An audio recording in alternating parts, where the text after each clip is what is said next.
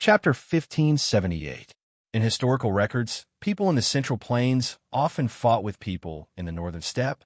Wars between countries were always at the crucial juncture of each dynasty. The once powerful Han Dynasty was able to establish a great dynasty through war. As for those countries that were slightly weaker, such as the Five Dynasties, the 10 Kingdoms, and the Song Dynasty, they could only choose to be annihilated under the powerful attacks. However, the Tang dynasty recorded in history books was different. It did not go through a difficult struggle, nor did it pay a bloody price. Instead, it easily defeated the other side. Was it because the Turks were too weak? Obviously not. According to historical records, the Turkic Empire was very powerful. As early as the period of the 16 kingdoms of the five barbarians, the Turkic Empire had interfered with the political power of the Central Plains many times and destroyed several powerful countries. North D has never been so prosperous, looking down on Een Mountain and belittling Xia. The Turkic Empire at the end of the Sui Dynasty and the beginning of the Tang Dynasty was not weaker than the Xiongnu before the Han Dynasty. In fact, it was much stronger. The Tang Dynasty's victory over the Eastern Turks was attributed to Li Er's great talent and the Tang Dynasty's military strength. That was why it was so easy to defeat the Eastern Turks. Moreover, the Tang Dynasty's military genius, Li Jing, was even deified. It was said that he only had 3,000 men to defeat the Eastern Turks. It was possible that Li Jing was able to defeat the Eastern Turks with 3,000 men. However, it was not because of Li Jing's military talent or the Tang Dynasty's military strength. Think about it. There were not many records of this unprecedented war in the history books, and there were no records of any large-scale battles between the two sides. The Eastern Turks seemed to have surrendered easily without a fight. This phenomenon was very abnormal. Emperor Wu of the Han Dynasty had spent a lot of manpower and money to attack the Xiongnu. The Turks were very likely to be stronger than the Xiongnu. No matter how strong the Tang Dynasty was, it could not have defeated the Turks so quickly. But why was the Turks destroyed by the Tang Dynasty, which was slightly weaker? Other than the Tang Dynasty's commander Li Jing's outstanding military talent, the more important thing was that the Tang Dynasty was blessed by the heavens. Heaven's protection sounded very mysterious, but it really did exist. Firstly, the Sui Dynasty, with the help of Zhongsun Sheng, had split the Turks into two parts, the Eastern Turks and the Western Turks. Although the Turkic Empire's strength was still there, its internal divisions had already taken shape and were very difficult to resolve. In this context, although the Tang Empire had been beaten into a sorry state by the Turkic Empire in the early days of its founding, the Turkic Empire had not been truly unified. The two sides had either engaged in internal friction or were unable to focus on attacking the Tang Dynasty. In addition, in history, when the Tang Empire was preparing to go to war with the Turks suddenly suffered from ice and snow disasters for 2 consecutive years. The history books recorded that in the first year of Jingguan, heavy snow fell in the country, several feet of flat land. Sheep and horses died. People starved. In the second year of Jingguan, snow fell in midsummer in the country of Jieli. How serious was this disaster? In truth, this was not a disaster limited to the Mongolian grasslands, but a disaster that affected the entire northern hemisphere. The Tang Dynasty was also affected. In the second year of Jingguan, the Yellow River region of China, especially the Hebei region, also suffered from snow disaster. Even if the Turkic Khaganate went deep into the Tang Dynasty to plunder, they would not gain anything. The temperature in the northern hemisphere plummeted, and the severe snow and frost caused a large number of livestock to freeze to death, causing an unprecedented famine. In order to maintain his military strength, Shili Khan had no choice but to forcefully collect military supplies from the various tribes of the grasslands. However, this action caused the resistance of many tribes in the Turkic Empire. After all, the Turkic Empire was no longer united. Thus, it was under this background that Li Er had launched a war against the Turks. The Turkic Empire had long since lost its indomitable fighting power, so this massive war between countries had been fought so quickly and easily. After the destruction of the Eastern Turks, Emperor Taizong of the Tang Dynasty issued an edict. Since last year, the tribute has been reduced one after another.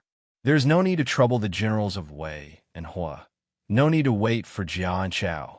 The Chanyu bows his head and passes his arm across the street. From this edict, one could see that after the Tang Dynasty sent out its soldiers, it encountered almost no resistance. Many Turkic tribes, in order to survive, surrendered one after another. Lear could only sigh. There is no need for generals to work, no need for stratagems, and the Eastern Turks had been destroyed. But now, Lier was planning to start the country war with the Turks 1 year ahead of schedule, making it very difficult to determine the outcome. This was because the Turks at this time were still extremely powerful. At the very least, no one dared to disobey Shelley's orders on the steppe. Thus, Li Zishuan was resolutely opposed to sending troops to attack the Turks in 3 months. Your Majesty, this subject believes that attacking the Turks at this time is extremely inappropriate. Within Taiji Palace, Li Zishuan struggled internally for a moment before clasping his hands and solemnly speaking. These words caused an uproar among the officials. All the officials knew that Li Zishuan was a warmonger. Back when the prime minister of the Jianri dynasty had come to the Great Tang to propose marriage, Li Zishuan had directly rebuked him, and Li Zishuan had even threatened to fight. And when the diplomatic mission had visited the Great Tang, not only had Li Zishuan been on guard at every turn, he had even targeted them at every turn. It was clear that he was not afraid of stirring up trouble.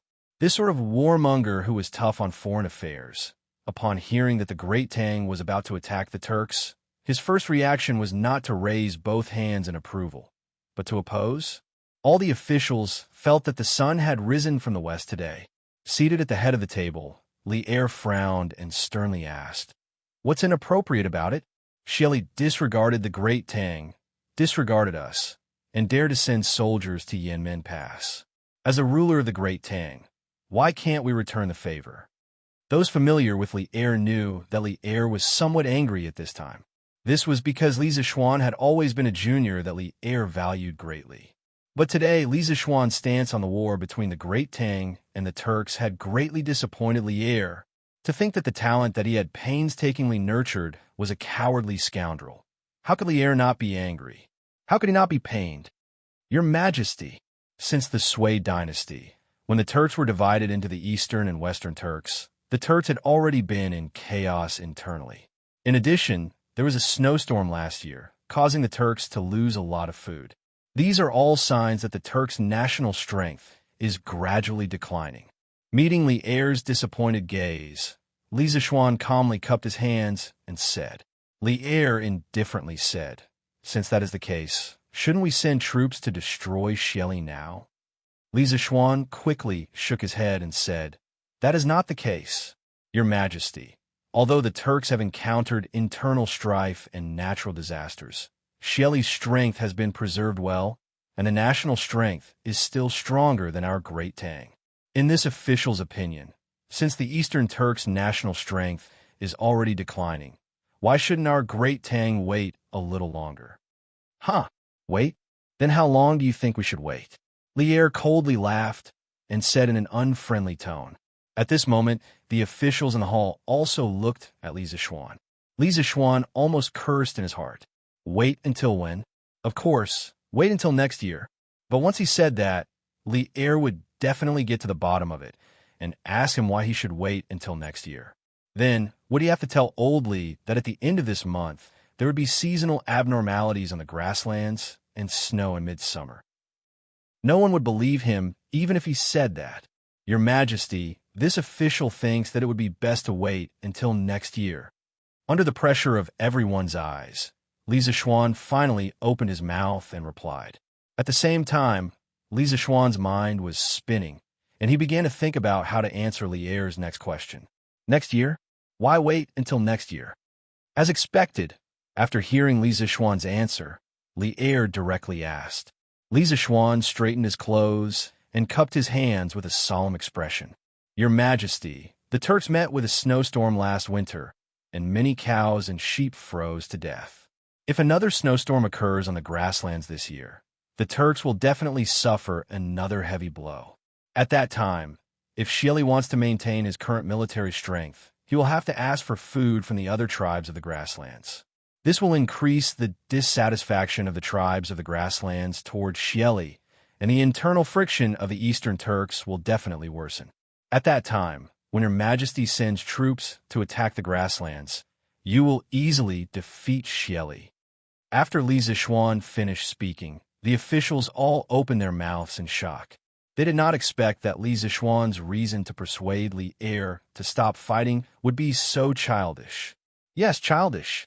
Below the hall, Qiu Xingong coldly laughed and said, Marquis Yong, and the premise of all your assumptions is that there will be another snowstorm in the grasslands this year. But who can guarantee that it will snow this year? War is not a game. How can you make the emperor postpone the country war plan based on your guess? What a joke. Qiu Xingong did not take Li Zishuan's words seriously, but Li Er, Zhang Sun Wuji, and Feng Xuanling's expressions all changed at this moment. Others might not know, but they knew that Li Zishuan had predicted a locust plague last year, and in the 6th month of this year, the locust plague came as scheduled, completely proving how accurate Li Zishuan's prediction was. Now that Li Zishuan said if another snowstorm occurs on the grasslands this year, it instantly alarmed the sensitive nerves of Li Er, Feng Xianling, and Zhang Sun Wuji. Was this a casual remark or a prediction of the situation of the grasslands this winter?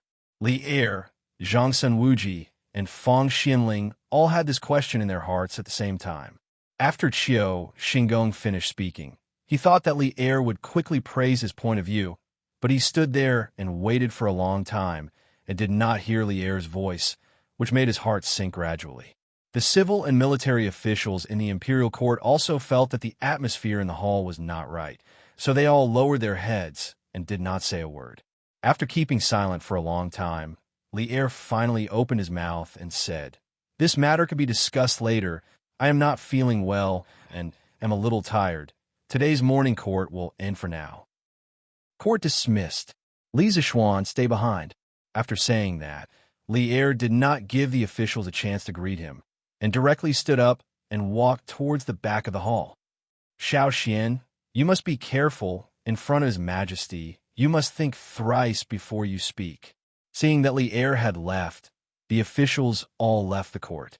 Before Li Jing left, he looked at Li Zishuan and reminded him softly. "Yes, Uncle Li."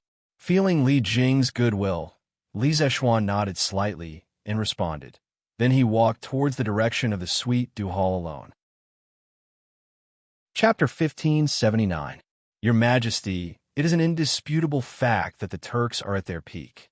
There is no need for the Great Tang to choose to knock against the hard rock that is the Turks. Only by preserving its strength and eliminating the Turks with minimal losses can the Great Tang become truly invincible. In Ganlu Palace, Li Er was frowning in thought. Li Zishuan had been waiting for a long time, but seeing no response from Li Er, he finally couldn't help but break the silence. Li Er finally raised his head, his unfocused eyes focused. He stared at Li Zishuan and slowly said, "We understand the strength of the Turks better than anyone else. Ever since we ascended the throne, the spies we sent into the steppe have never stopped. We admit that the current strength of the Turkic army is truly 30% greater than that of my Great Tang. But yesterday, we issued a decree for the 6 bureaus of the imperial court to prepare for war. 3 months later, an army of 300,000 soldiers will be dispatched from Chang into the steppe. We're the sovereign of a country, so how can we go back on our word? You said that at the end of the 7th month, the Turks would have a frost in midsummer. Although this matter is absurd, we believe you. But even so, what can we do? Since ancient times, a sovereign has never joked. Do you want us to go back on our word and lose all our prestige? When that time comes, the Great Tang will definitely fall into chaos." Li Zishuan frowned and fell silent. Li Er's words were completely sincere. The problem now was not that Li Zishuan didn't believe him, but that the imperial decree to mobilize the Turks had already been issued. No matter how reasonable Li Zishuan's words were, Li Er couldn't possibly change his mind, right? If all the officials in the court believed that the Turks would have a frost in the 7th month, then things would be much easier. At that time, Even if Li Er wasn't willing to withdraw the imperial decree, the officials would still force him to do so. But the problem was that the officials couldn't just rely on Li Zishuan's one-sided words to believe in something as absurd as midsummer frost. Thus, Li Er was truly caught between a rock and a hard place. Your Majesty, this subject believes that the lives of the great Tang sons are the most important. If we can delay the attack on the Turks for a year, not only will our chances of victory be greater, our casualties will also be much lower. In comparison, this subject believes that the sovereign's words can also be taken lightly. After a long while, Li Zishuan once more spoke. At this stage, do you still think that we are a tyrannical and fatuous sovereign who would rather push countless great Tang into the abyss of death for the sake of face? Li Zishuan understood the hidden meaning in Li Zishuan's words.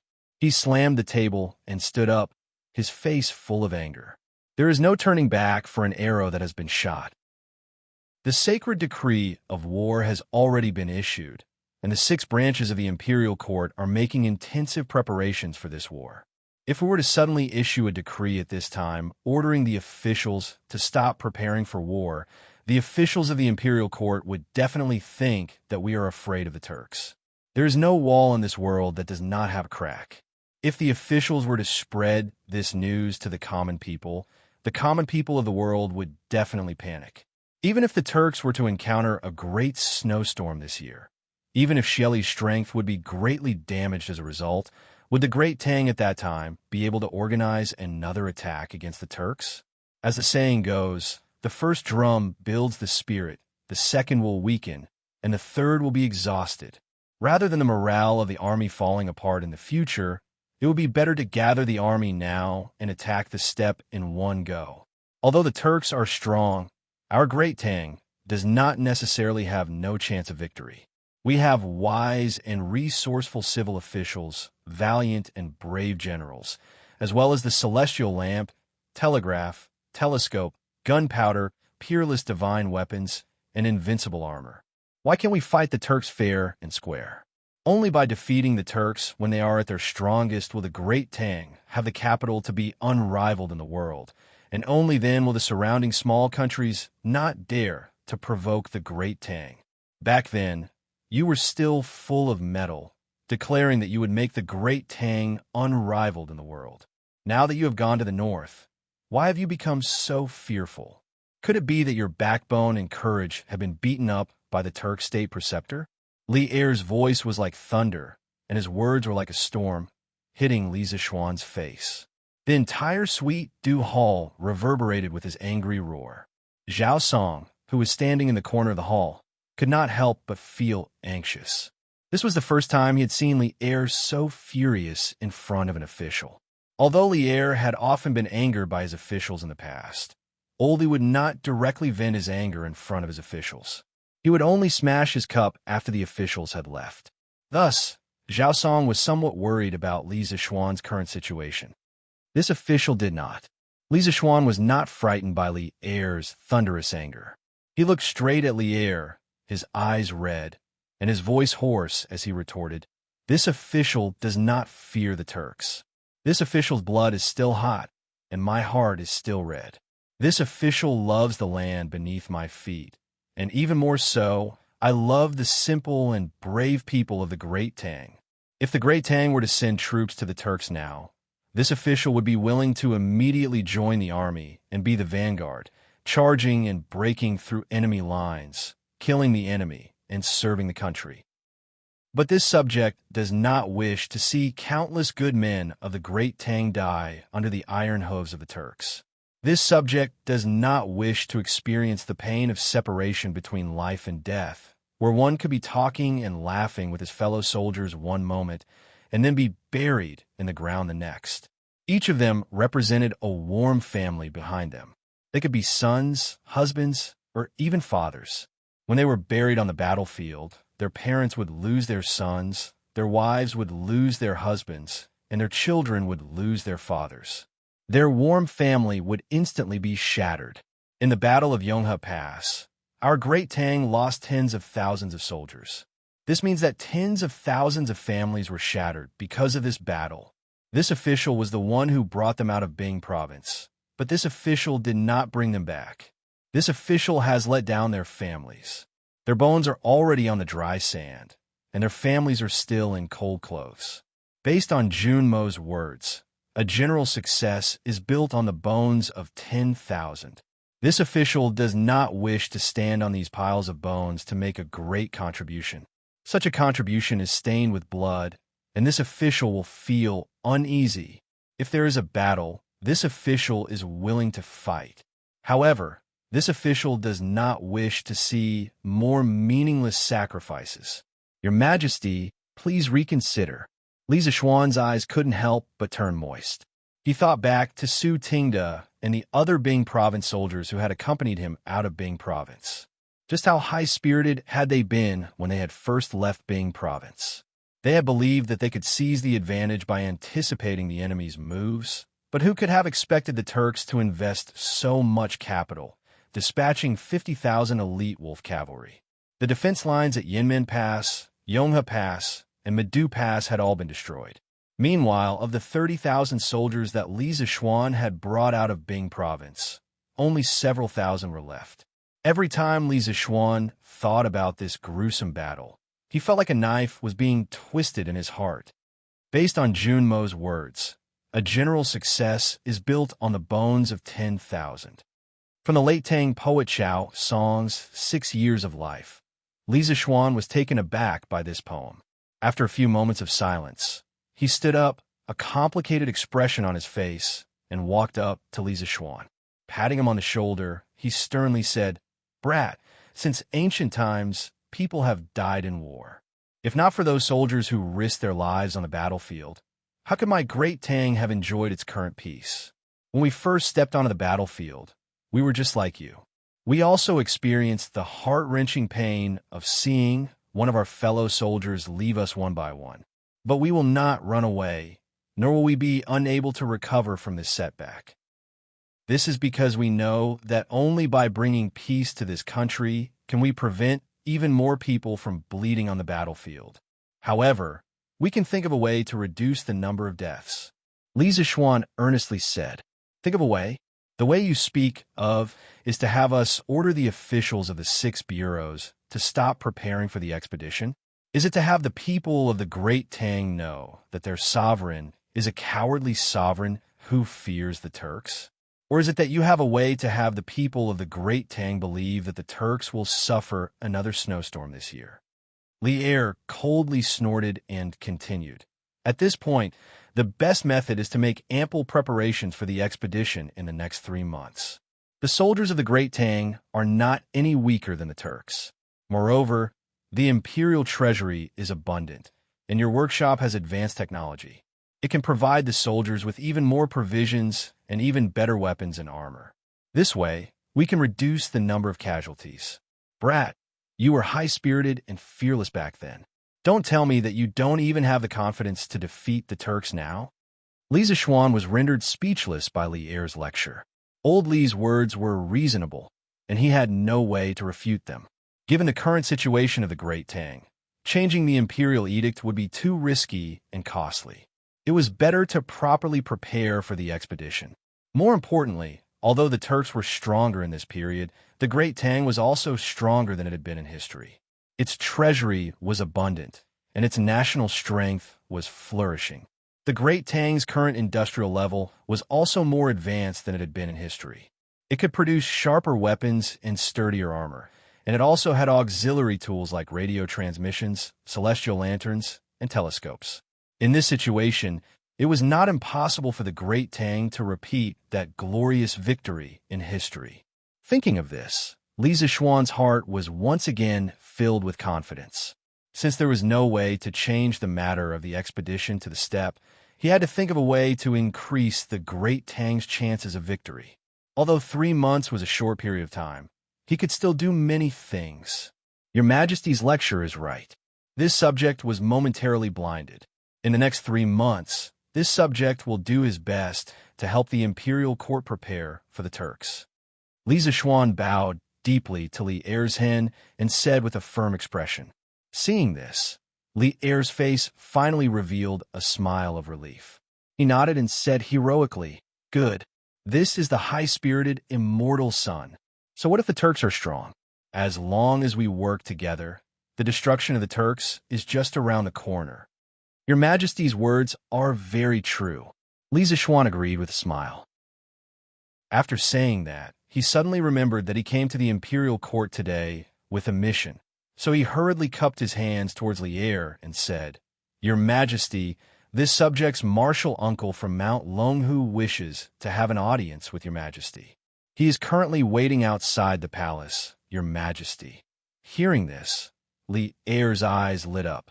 He said in surprise, "Oh, you mean Daoist Xianqing is also in Chang'an? Quick, men, quickly invite Daoist Xianqing over." Then, Lier impatiently shouted to the eunuchs outside the hall. "Yes." One of the eunuchs bowed and replied, then turned and left quickly. In the Ganlu hall, Lier looked at Li Zishuan and asked thoughtfully, "Tell me honestly, why did Daoist Xianqing come to the palace to see me this time?" Longhu Mountain had always been a secluded sect and had never been enthusiastic about the secular imperial power.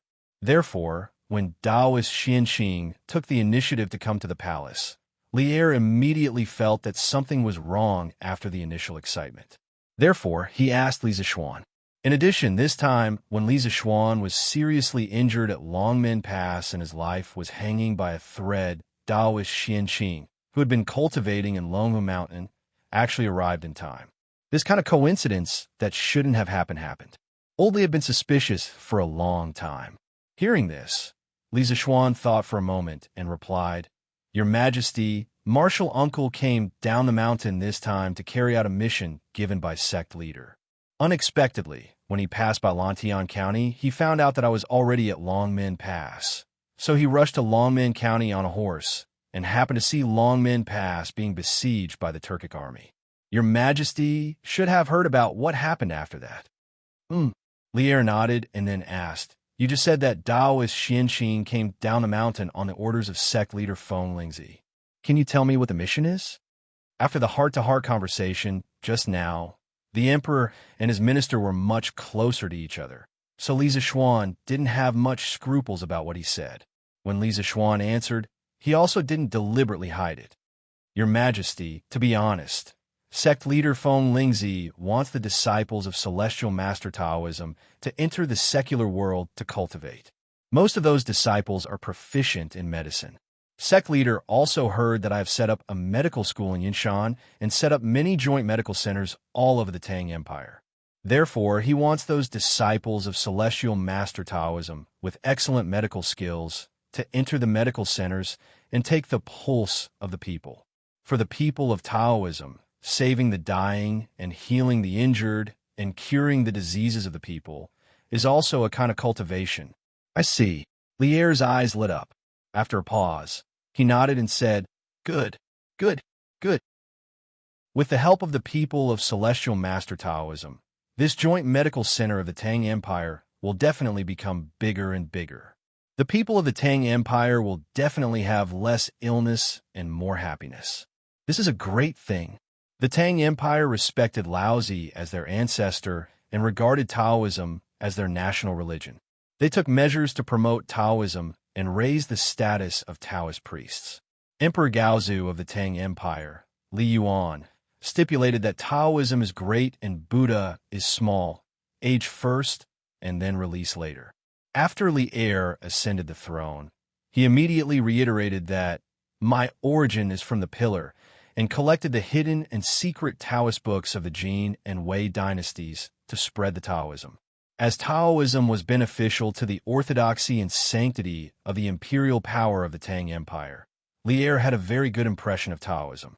When he heard Li Zishuan say that the people of Celestial Master Taoism of Longhu Mountain were planning to enter the secular world to cultivate, Old Li was naturally overjoyed. "Your Majesty, Taoist Master Xianqing is outside the hall." At this moment, a little eunuch ran in and bowed. Quickly invite Taoist Master Xianqing in." Lier was shocked and said excitedly, Your Majesty, but Taoist Master Xianqing is unwilling to remove the sword case." The eunuch had a difficult expression. Li Zishuan quickly went forward and explained, "Your Majesty, please forgive me. Little martial uncle is obsessed with swordsmanship and views swords as his life. He has never left his sword. Please forgive him, Your Majesty. I am willing to guarantee with my life that little martial uncle definitely has no ill intentions towards Your Majesty." Lier smiled indifferently and said, "Ha, it's fine. I believe you." Then he looked at the eunuch and said, "What are you waiting for? Quickly invite Taoist Master Xian Qing in." "Yes, sir." Chapter 1580. Lier had followed Li Yuan to rebel against the Sui dynasty when he was young.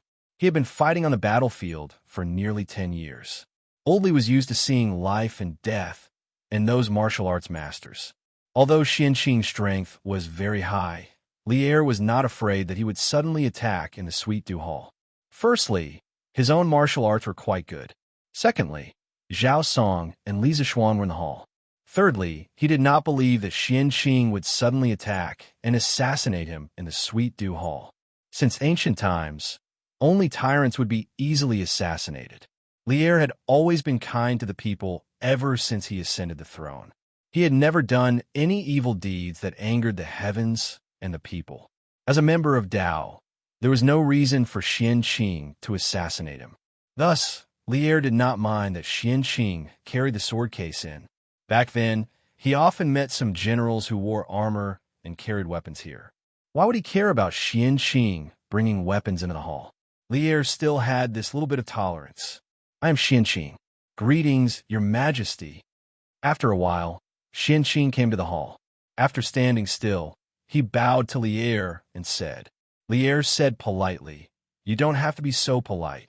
Come, give him a seat." No matter what, Xian Qing entered the palace this time, representing the celestial master Taoism of Longhu Mountain. Lier should give him the corresponding respect. Not long after, a chamberlain brought over a chair. It was an old-fashioned wooden armchair. With one look, one could tell that it was a pirated version that Old Li ordered people to copy from Li Zishuan. Xian Qing had seen this kind of chair in Li Zishuan's house last night, so he didn't show much surprise. He cupped his hands towards Lier and said, "Thank you, Your Majesty." Then he sat down leisurely. Li Zishuan secretly curled his lips. He was also from the celestial master Taoism of Longhu Mountain. Why did he never enjoy this kind of treatment in the Sweet Dew Hall? Old Li was trying to discriminate between the two. After Xian Qing sat down, Lier smiled and said, "The celestial master Taoism has been the leader of Taoism in the world for hundreds of years. I have always wanted to go to Mount Longhu to visit the leader of your sect, Taoist Feng Lingzi, and discuss the great Tao of heaven and earth together. I did not expect Taoist Xian Qing to come to Chang'an. I'm very happy." Under Li Zishuan's persuasion, Old Li had given up the fantasy and pursuit of immortals. However, it was hard for Lier not to pay attention to the arrival of such an important figure of Taoism like Xian Qing. Besides, it was inevitable that Lier had some improper thoughts in his heart. After all, the Celestial Master Taoism was the oldest Taoist sect in the Central Plains. It could also be regarded as the sect closest to immortals. Its founder, Zhang Daoling, was respectfully called Celestial Master Zhang by the world. In the history books, Zhang Daoling was a real immortal who had achieved immortality. This also covered the Celestial Master Taoism with a layer of mystery. Lier was still somewhat in awe of the Celestial Master Taoism. In the face of Lier's enthusiasm, Xian Qing was unmoved. He sat on the armchair, cold and arrogant, and said, "Your Majesty is too kind. Since Your Majesty ascended the throne, the world has been peaceful and the people have been prosperous. The Tang Dynasty has been thriving in Your Majesty's hands. The head of the sect has admired Your Majesty for a long time and has always wanted to come to Chang and to pay respects to Your Majesty in person. However, due to the busy affairs in the sect, he could only send me to Chang and to pay respects to Your Majesty." Although Xian Qing's face was cold and arrogant, the meaning expressed in his words was the goodwill of the Celestial Master Taoism to Lier. There was no other way. This was the task given to him by Feng Lingzi. Even if he was unwilling, he had to complete it. Hearing this, Li Er was really happy. He said with a smile, "Ha! As the 14th celestial master of the celestial master Taoism, Feng Lingzi's Taoism is profound. I have always admired him in my heart." According to the historical records, the first 4 heads of the celestial master Taoism in Longhu Mountain, including Zhang Daoling, had all received the Taoism of the Taishang Laojun and became immortals. The current head of the celestial master Taoism, Feng Lingzi, whose real name was Zhang Xijing, was the 14th successor of Zhang Daoling. He could be considered to be from a famous family. Seeing that the pleasantries were almost finished, Xianqing went straight to the point and said, "Your Majesty regards Taoism as the religion of the Tang Dynasty. All the disciples of the Taoist sects in the world are grateful to your Majesty. As the leader of the Taoist sects in the world, the Celestial Master Taoism wants to lead the disciples of the Taoist sects in the world to help your Majesty stabilize the country. This time, I came down the mountain under the instructions of the head of the sect. I want to ask your Majesty for an order to let the Celestial Master Taoism enter the world to save the common people. In addition, the head of the sect also asked me to bring something for your Majesty. I hope your Majesty will kindly accept it." After that, Xianqing took out a book with a blue cover from his sleeve. Li Zixuan, who was standing at the side, curiously stuck his head out to see what the book in Xianqing's hand was. However, Xianqing seemed to notice his action. He directly put the book into his sleeve and turned around, saying, "Xiaoxian, I have something important to discuss with your Majesty. You go out and wait for a while. After the discussion is finished, I will leave the palace with you." "Yes, uncle." It was obvious that Xianqing had something to hide deliberately. This made Li Zixuan very confused. He secretly wondered what the mysterious content of the book was. Why did he have to hide it from him? In his impression, youngest uncle had never hidden anything from him. Li Zixuan, who was puzzled and a little uncomfortable in his heart, responded and cupped his hands to Li Er, saying, "Your Majesty, if there is nothing else, I will take my leave first." Although Li Er did not understand why Xianqing had to do this, he was more curious than Li Zixuan about the content of the book in Xianqing's hand. Hearing this, he couldn't wait to wave his hand and said, "Yes." Then Marquis Yong'an, "You can leave first." Damn it. Old Li is a classic example of getting rid of the donkey after it has outlived its usefulness. How unkind. Li Zixuan scolded Li Er for being unkind in his heart. However, he said, "I will take my leave." With a complicated feeling of curiosity, doubt, and disappointment, Li Zixuan reluctantly left the sweet Dew Hall. Actually, if he looked carefully, he would be able to see the deeply hidden awkwardness on Xianqing's face. Outside the hall, Li Zixuan, who was angry, wanted to leave the imperial palace and return to Yun Mountain. However, he remembered that this was Xianqing's first time in the imperial palace. If there was no one to lead the way, it would be easy for him to get lost. Li Zixuan could only wait patiently outside Tai Chi Palace.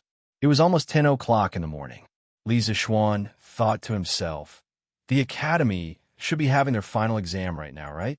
I hope that group of children can do their best and live up to old teacher Wen Ji's expectations." After returning to Yun Mountain, Li Zixuan knew more and more about the attack on the academy that night. This included Li Gang's passionate and righteous words when he faced Wu Jia. This old man was originally a scholar. "I know the 4 books and 5 classics. I am familiar with the records of the Grand Historian and the Book of Han. I only have a few plain clothes and no money. I only have a few hundred students. This is this old man's greatest asset. This old man respects the heavens and the earth, respects morality, and fears the people. You're just a barbarian. How can I be threatened by you? This old man knows that your martial arts are strong and invincible, but I want to see what you can do to me today." Thinking about these words now, Li Zixuan could not restrain his entire body from trembling, his blood vessels pulsing. His chest was filled with literary knowledge. His mind was as deep as a valley. His belly was filled with poetic and scholarly spirit. Li Gang's heart was filled with awe-inspiring righteousness. Therefore, he was not afraid of ghosts and serpents, much less the Tujue's imperial preceptor, who was highly skilled in martial arts. Li Zishuan admired Li Gang even more for his courage and magnanimity. Fortunately, Li Zishuan successfully pulled Li Gang back from the gates of hell. Otherwise, Li Zishuan would still be in deep self-reproach. Little Xian, let's go. Back to Lantian. At some point in time, Xianxing walked out from the Taiji Palace and stood behind Li Zishuan. Little martial uncle. Li Zishuan raised his eyebrows in surprise and asked in surprise, Junior martial uncle, you've finished your discussion with His Majesty so quickly? Yes. Xianxing faintly replied with a and did not say anything more.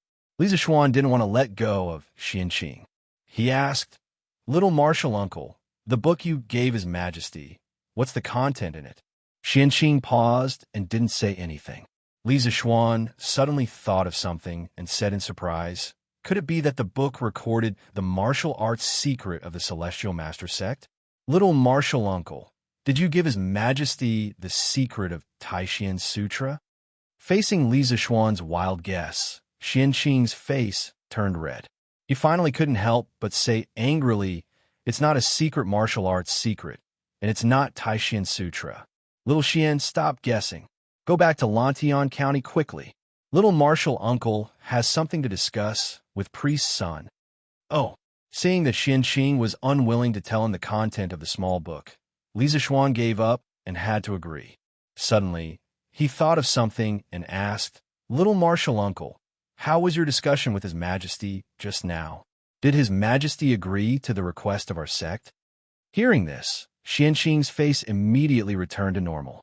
He nodded and said, His Majesty agrees that the Celestial Master Sect and your medical school will jointly set up joint medical centers in all the counties of the Tang Empire. The cost will be borne by the Imperial Court. That's great. Hearing this, Li Zishuan immediately forgot some of the previous unpleasantness and said happily, with the help of our sect, the joint medical centers of the Tang Empire can be set up in all the counties of the Tang Empire in the shortest time. By then, the people will have no disease that is difficult to treat. The biggest obstacle to the implementation of the joint medical centers of the Tang Empire was not the problem of money, but the lack of talent. The Tang Empire had a vast territory with a total of more than 360 counties. If the joint medical centers of the Tang Empire wanted to cover the whole Tang Empire, how many medical talents would they need? Now, that old Li had specially allowed the people of the Celestial Master Sect of Longhu Mountain to join the joint medical centers. This was undoubtedly good news, because the people of the Celestial Master Sect had taken the lead to set an example. In the future, there would be more and more Taoist priests from other Taoist sects who wanted to join the joint medical centers of the Tang Empire. This was a snowball effect. Taoism had developed for nearly 1,000 years, and there were more than tens of thousands of disciples. Most of the people in Taoism were good at medical skills. If more than 30% of these people could join the joint medical centers, the problem of the medical centers being short of people in the early stage would be solved easily. Chapter 1581. Brother Crown Prince. Are you saying that Brother Xiaoxian has returned from the north? Chang'an City, West City. A gorgeous carriage slowly moved forward with the flow of people. In the carriage, a young lady with bright eyes and white teeth raised her head to look at the young man in embroidered clothes. There was no need to guess. This young lady and young man were Changle and Li Chengxian. After the morning court session, Changle sent someone to invite Li Chengxian. Yesterday, the two siblings had agreed to leave the palace together today. Yes, that's right. Xiaoxian even attended the morning court session today. I heard that he returned to Cloud Mountain last night. Li Chengxian lightly nodded as he replied, Brother Crown Prince, why didn't you say so earlier? If I had known earlier, I would have waited for Brother Xiaoxian in the palace to come out together. Changle wrinkled her nose and said regretfully. Li Chengxian's eyes flashed as he asked with deep meaning, Changle, father kept Xiaoxian alone after the morning court session. Could it be that you want to continue waiting in the palace? Of course not. We left the palace today for Mother to go to the drunken immortal inn to make a meteoric rise. In any case, Brother Xiaoxian is already back. If we want to see him, we can see him at any time. Don't you think so, Brother Crown Prince? Changle hesitated for a moment before hurriedly changing her words. After saying that, she couldn't help but pat her collar and heave a sigh of relief. She secretly praised herself for being quick-witted. Otherwise, she would have fallen into Li Chengqian's trap. Li Chengqian helplessly shook his head. Just now, he indeed wanted to test Changle's reaction, but now it seemed that there was no need to test anymore.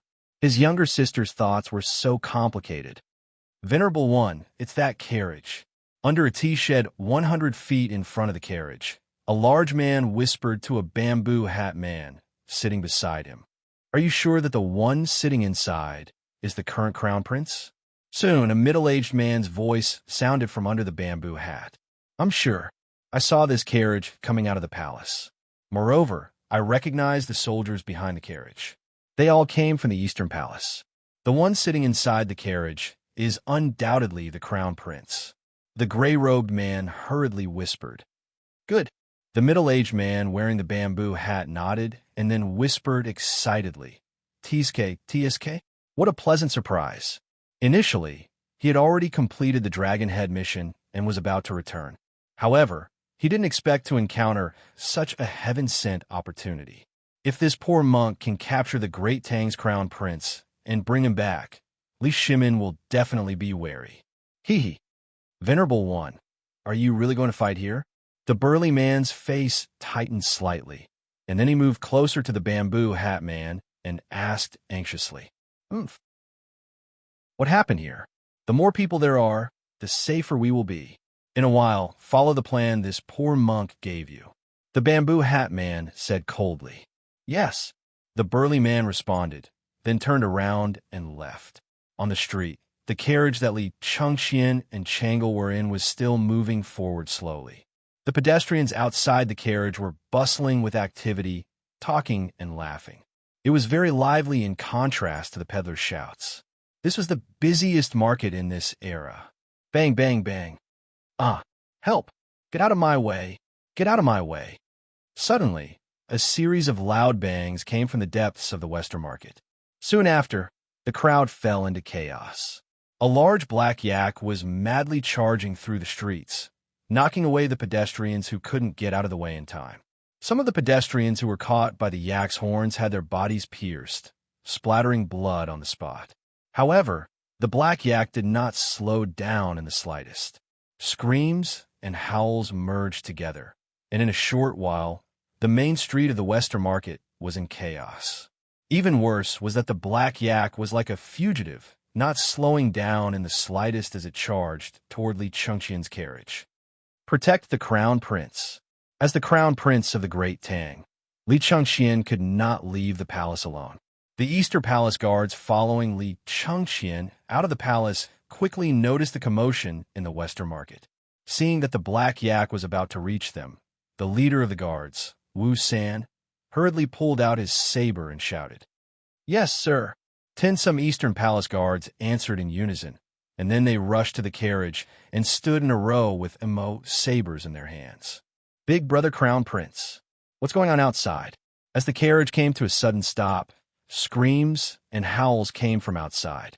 Changle's face paled in fright as she grabbed Li Chengqian's arm and asked, Assassination.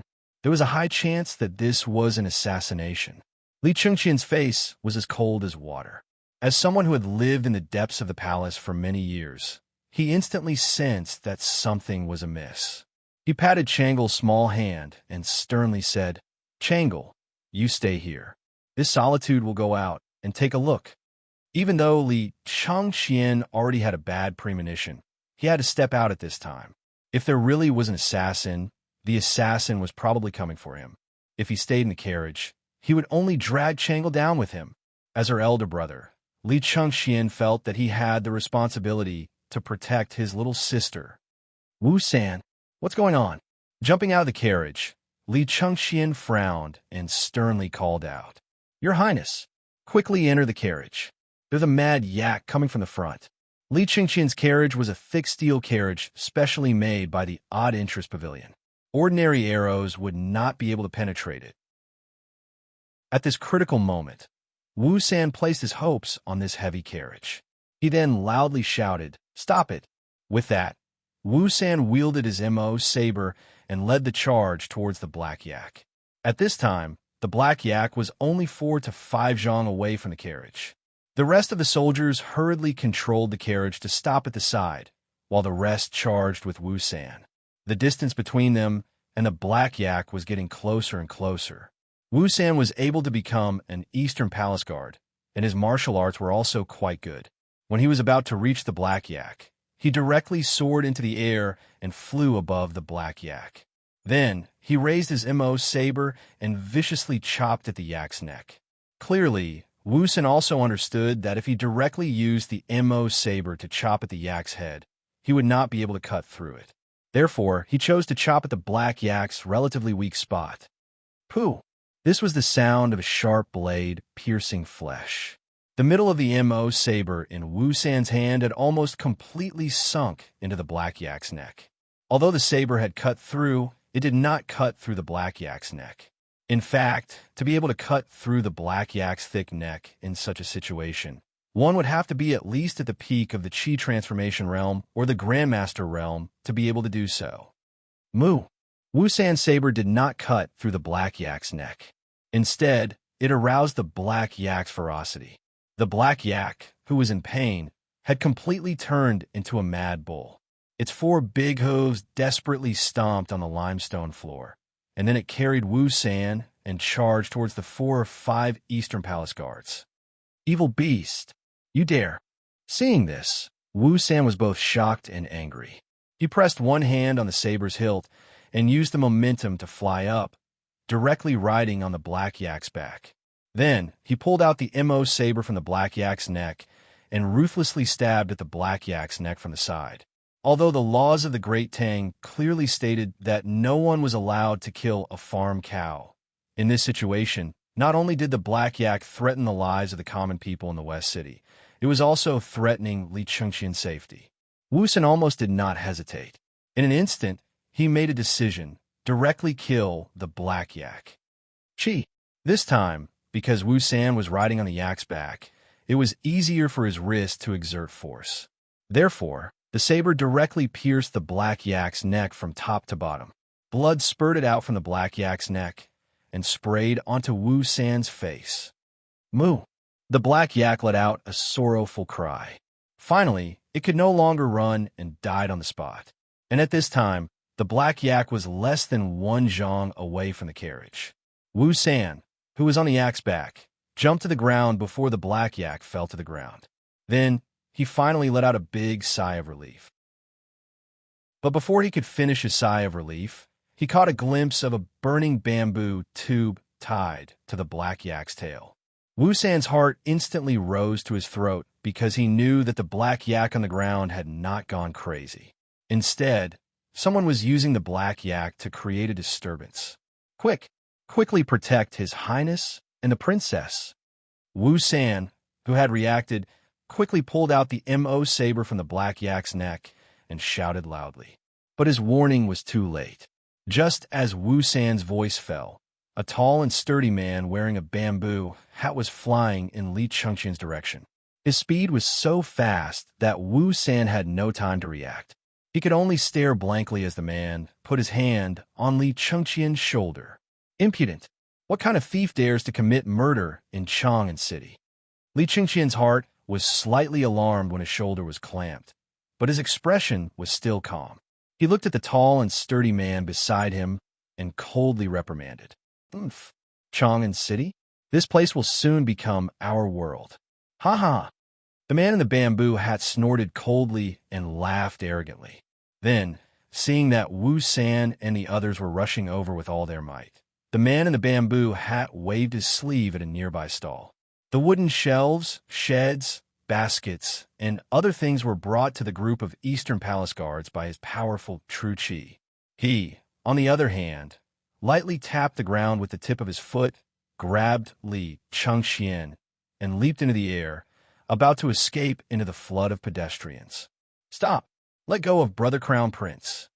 At this moment, the carriage's curtains moved slightly, and a little girl dressed in a pink palace dress jumped out of the carriage and shouted at the man in the bamboo hat who had just leaped into the air. Changle, don't worry about your brother. Quickly go back.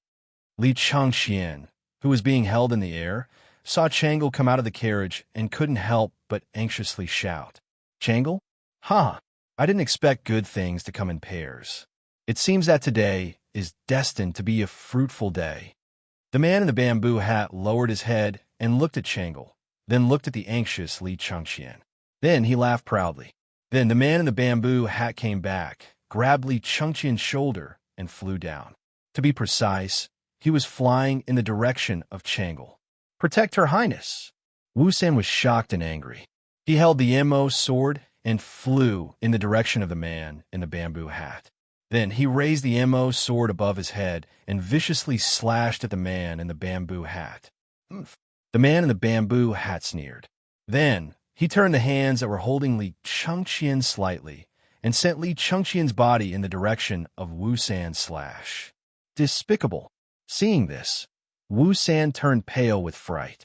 He hurriedly put away the mo sword, but at this moment he was already in the air. He wanted to change direction, but there was no point for him to use. He could only continue flying in the direction of the man in the bamboo hat. Dying! This word floated out of the wide bamboo hat. Then, the man in the bamboo hat stretched out his left palm and viciously slapped Wu San's chest. Wu San, be careful! Li Changxian was the closest to the man in the bamboo hat and was the first to sense the man's actions. He hurriedly warned him loudly. But how fast was the man in the bamboo hat? By the time Li Changxian finished speaking, that wide palm had already firmly imprinted itself on Wu San's chest. Wu San spat out a mouthful of blood. His entire body was like a kite with a broken string as he rapidly fell down. The fresh blood that was floating in the air reflected the morning sun, making it look very sorrowful. Protect the crown prince. Protect the princess. Quickly call for reinforcements. This was the death cry that Wu San used all his strength to let out before he landed. More than 10 Eastern Palace guards immediately swarmed in front of Changle with their mo swords in hand. In addition, another guard rushed out of the crowd and ran to report the news. You overestimate yourselves. The man in the bamboo hat snorted coldly. Then he used the tip of his foot to pick up a wooden stick on the ground. It was probably scattered by the roadside stall during the chaos earlier. Then, the man in the bamboo hat held the wooden stick in his hand and directly rushed forward. Without any movement, the 10 Easter Palace Guard were all swept to the ground by the wooden stick. After knocking down all the Eastern Palace Guards, the man in the bamboo hat retreated back to Li Changxian's side.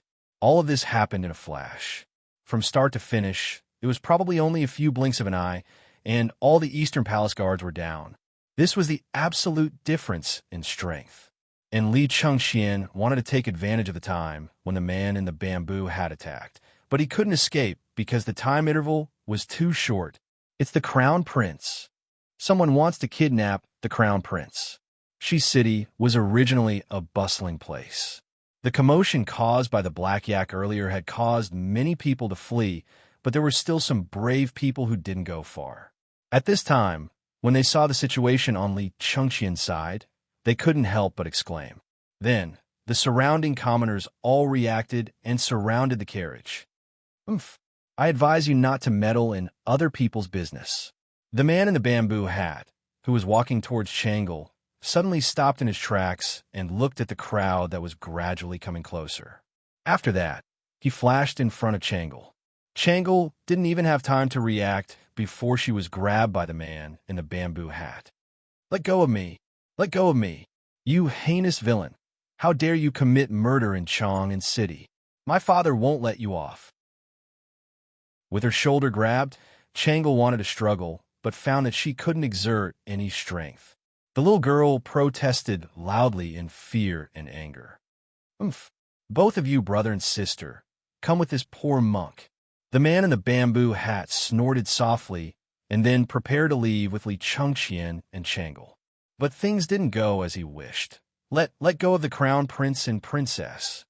The man in the bamboo hat suddenly felt his legs sink. He looked down and saw a man covered in blood hugging his legs. Chapter 1582. Oomph. You want to die? Then I'll fulfill your wish. On the main street of the West Market, the bamboo hat man was enraged when the leader of the Eastern Palace Guards, Wu San, hugged his legs. He snorted coldly and circulated his qi to his legs. A powerful surge of Jin qi suddenly erupted, causing Wu San to spit out a mouthful of blood. Help me! Quick, help me!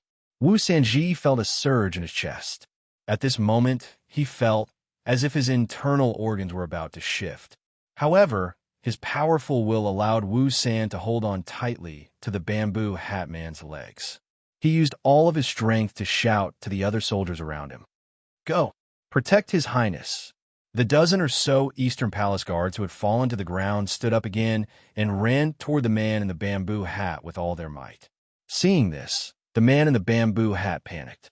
He channeled true qi into his legs again and released it, trying to shake Wu San off completely. Puffed, puffed. This time, Wu San spat out 2 mouthfuls of blood. The joints in his arms were completely broken, and he was sent flying far away. It was not that he did not want to continue holding on to the man in the bamboo hat, but his arms were completely powerless now. Wu San, Commander Wu, Li Chengqian, and the group of Eastern Palace guards were all shocked. Wu San was clearly heavily injured and looked like he was about to die. Who knew that the man in the bamboo hat would not give up? He took 2 steps forward like lightning and kicked Wu San in the abdomen. Wu San was instantly kicked into the air and smashed into the Eastern Palace guards who were rushing over. Oomph. You overestimate yourself. After breaking free of Wu San's restraints, the man in the bamboo hat snorted coldly. Then, like an eagle catching chicks, he picked up Li Chengqian and Changle and prepared to leave. But bam! Protect His Highness. Protect Her Highness. Just as the man in the bamboo hat was about to leave and the Eastern Palace Guard were smashed to the ground, a burly man in coarse clothes suddenly slid toward the man in the bamboo hat. When he slid to the feet of the man in the bamboo hat, the burly man did not hesitate to imitate Wu San and hug the man in the bamboo hat's legs tightly. After witnessing that brief exchange with the burly man on the ground as a demonstration, the surrounding commoners all followed suit and swarmed toward the man in the bamboo hat. Even if they knew that they were no match for the man in martial arts, what could they do? This was the capital, under the emperor's feet, kidnapping the crown prince and princess right under the emperor's nose. How was that just lawless? This was simply treason. The Tangs worshipped martial arts, especially the people of Chang. Their customs were more valiant than those of other places. Someone wanted to kidnap the crown prince and the princess right under the emperor's nose. As Tangs under the emperor's nose, they would not allow such a thing to happen. His Highness, His Highness, His Highness, His Highness. After a while, dozens of people from Chang and city surrounded the man. They not only surrounded him, but also hugged his legs tightly.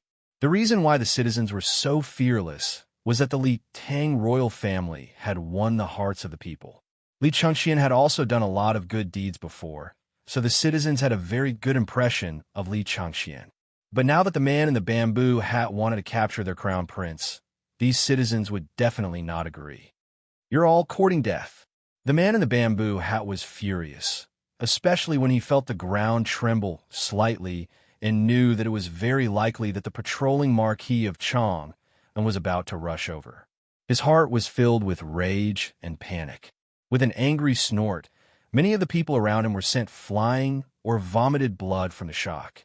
The crown prince and princess are under attack in Shi City. Soldiers in the city, go to support them. The crown prince and princess are under attack in Shi City. Soldiers in the city, go to support them. On the Vermilion Bird Avenue, Li Zixuan and Xianqing were chatting as they walked. Suddenly, a soldier appeared in their field of vision, and that soldier was running while panting. What? Chengqian and Changle were under attack? Hearing that, Li Zixuan and Xianqing looked at each other and were shocked. He hurriedly urged Big White to come in front of the soldier and asked anxiously, "You said the crown prince and princess were under attack. Who attacked them? How are the crown prince and princess now?" Marquis Yongin. The soldier looked up and saw that the person who asked was Li Zixuan. He immediately became excited and grabbed Li Zixuan's arm, saying excitedly, "Marquis, quickly go to Shi City and save the crown prince and princess. There's a thief wearing a bamboo hat and is extremely skilled in martial arts who wants to do something bad." Li Zixuan took back the academy's information from Wu Jie at the Longmen Pass and became famous in the world. Now, who did not know that Li Zixuan could fight a great Grandmaster alone? Therefore, after seeing Li Zixuan, the soldier who sent the message felt like he had seen his savior. Shi City, extremely skilled in martial arts. Li Zixuan's eyes narrowed. Without any hesitation, he turned his horse around and said to Xianqing, "Young Uncle Master, I will go save the crown prince and princess. You go back to Yinshan first." Then, without waiting for Xianqing's reply, he kicked Big White's stomach and rushed to the west side of the city with his horse. "Little Xian, Uncle Master will go with you." Xianqing quickly made a decision and chased after Li Zixuan's back. He was not interested in fighting and killing at all. However, since the Celestial Master sect of Longhu Mountain had chosen to enter the world, now that he knew something had happened to Li Changxian, he had to help. Seeing that, the soldier who sent the message could not help but breathe a sigh of relief. He knew that with the help of the two masters, Li Zixuan and Xianqing, it was basically settled. Even if the man in the bamboo hat was skilled in martial arts, he would definitely not be a match for Li Zixuan and Xianqing. Chapter 1583. Clang! Just as the man in the bamboo hat was about to hit Changle's head with his right palm, a loud and clear sound of a sword suddenly came from the street of Shi Market. The man in the bamboo hat instantly felt a sense of extreme danger. If this palm hit, Changle would undoubtedly die, but he would also be seriously injured by this sword. Humph! Of course, the man in the bamboo hat didn't want to die like this. He snorted coldly and directly turned his palm into a claw. He directly grabbed Changle's right shoulder and pulled her in front of him. He wanted to use Changle to block this sudden and peerless sword. "You're courting death." This sword was the fifth move of the 9 Taishian swords, leaving dust, which was used by Li Zixuan. Li Zixuan rode all the way to the entrance of Shi Market. As soon as he arrived, he saw that the man in the bamboo hat was about to hit Changle's head with his palm. Li Zixuan was so shocked and angry that he directly used the fastest move of the 9 Taishian swords to save Changle. However, the man in the bamboo hat's reaction was both unexpected and reasonable. In order to avoid hurting Changle, Li Zixuan could only forcibly change the direction of sword to avoid the man in the bamboo hat and Changle. However, the man in the bamboo hat's action had also thoroughly angered Li Zixuan. Today's matter was destined to be irreconcilable. Grandmaster late stage. The man in the bamboo hat, who had dodged a bullet, couldn't help but feel a little surprised when he felt the momentum from Li Zixuan. He had never expected to meet a master at the Grandmaster late stage here, let alone a teenager of 15 or 16 years old. Suddenly, he seemed to think of something and couldn't help but say in a low voice, "You're Li Zixuan." In the whole world, Li Zixuan was probably the only person who could reach such a high level of martial arts at such a young age. Changle, who had thought that she was doomed, closed her eyes and waited for her death. However, after waiting for a long time, the bamboo hat man's palm did not land. Instead, she heard the words Li Zixuan. She hurriedly opened her eyes and saw Li Zixuan brushing past her with the wind, chasing sword in hand. At this moment, Changle couldn't help but feel a little dazed. When she was at her most dangerous and desperate moment, the man she respected and admired the most finally appeared. Was this fate, or was it a coincidence? How could a Grandmaster commit such a despicable act? He really deserves to die. Just when a man in the bamboo hat was shocked by Li Zixuan's arrival, a cold snort came from his left. Then he felt a sharp light locking onto him. The fifth sword of the 9 Taishian swords, leaving dust, a sword leaving dust and desolation. A handsome man in a Taoist robe, holding a long sword, was stabbing towards him at an even faster speed. Powerful. In the face of such a powerful swordsman, the man in the bamboo hat couldn't even think of resisting. He knew that he couldn't hide or resist, so he could only run. As for using the same trick again and pulling Changle to his left as a shield, there was no time at all, because this swordsman's speed was more than 30% faster than Li Zishuan's. When did so many demons appear in Chang and City, and each one was more powerful than the other? This was the most depressing thing for the man in the bamboo hat at this moment. Venerable, be careful. The burly man who had been standing beside the bamboo hat man flew over at this critical moment. With a chi sound, the long sword pierced his body in the next moment. The bamboo hat man took the opportunity to retreat quickly and directly retreated more than 5 feet away. Venerable, leave quickly. The big man spat out blood, but before he died, he still worriedly said these 4 words. The man in the bamboo hat didn't stop. He directly jumped up and flew away over the heads of the onlookers. There were 2 guru masters, and one of them was a super sword master who was about to break through the great grandmaster realm. In the face of such a lineup, he didn't even have the courage to stay for a moment, let alone care about the 2 hostages, Li Chengxian and Changle. Xiaoxian, you stay here. I'll chase after him. The last sword master, who was wearing a Taoist robe, was Xianqing. Seeing the man in the bamboo hat jump away, Xianqing moved his feet slightly and used all his strength to perform the cloud-piercing steps. In a flash, he had already disappeared, leaving only these 4 words in the air. Uncle, be careful. Li Zishuan also wanted to chase after him, but he was worried that there would be an ambush here, so he had to stay and shouted in the direction where Xianqing disappeared. Changle, Changle, are you all right?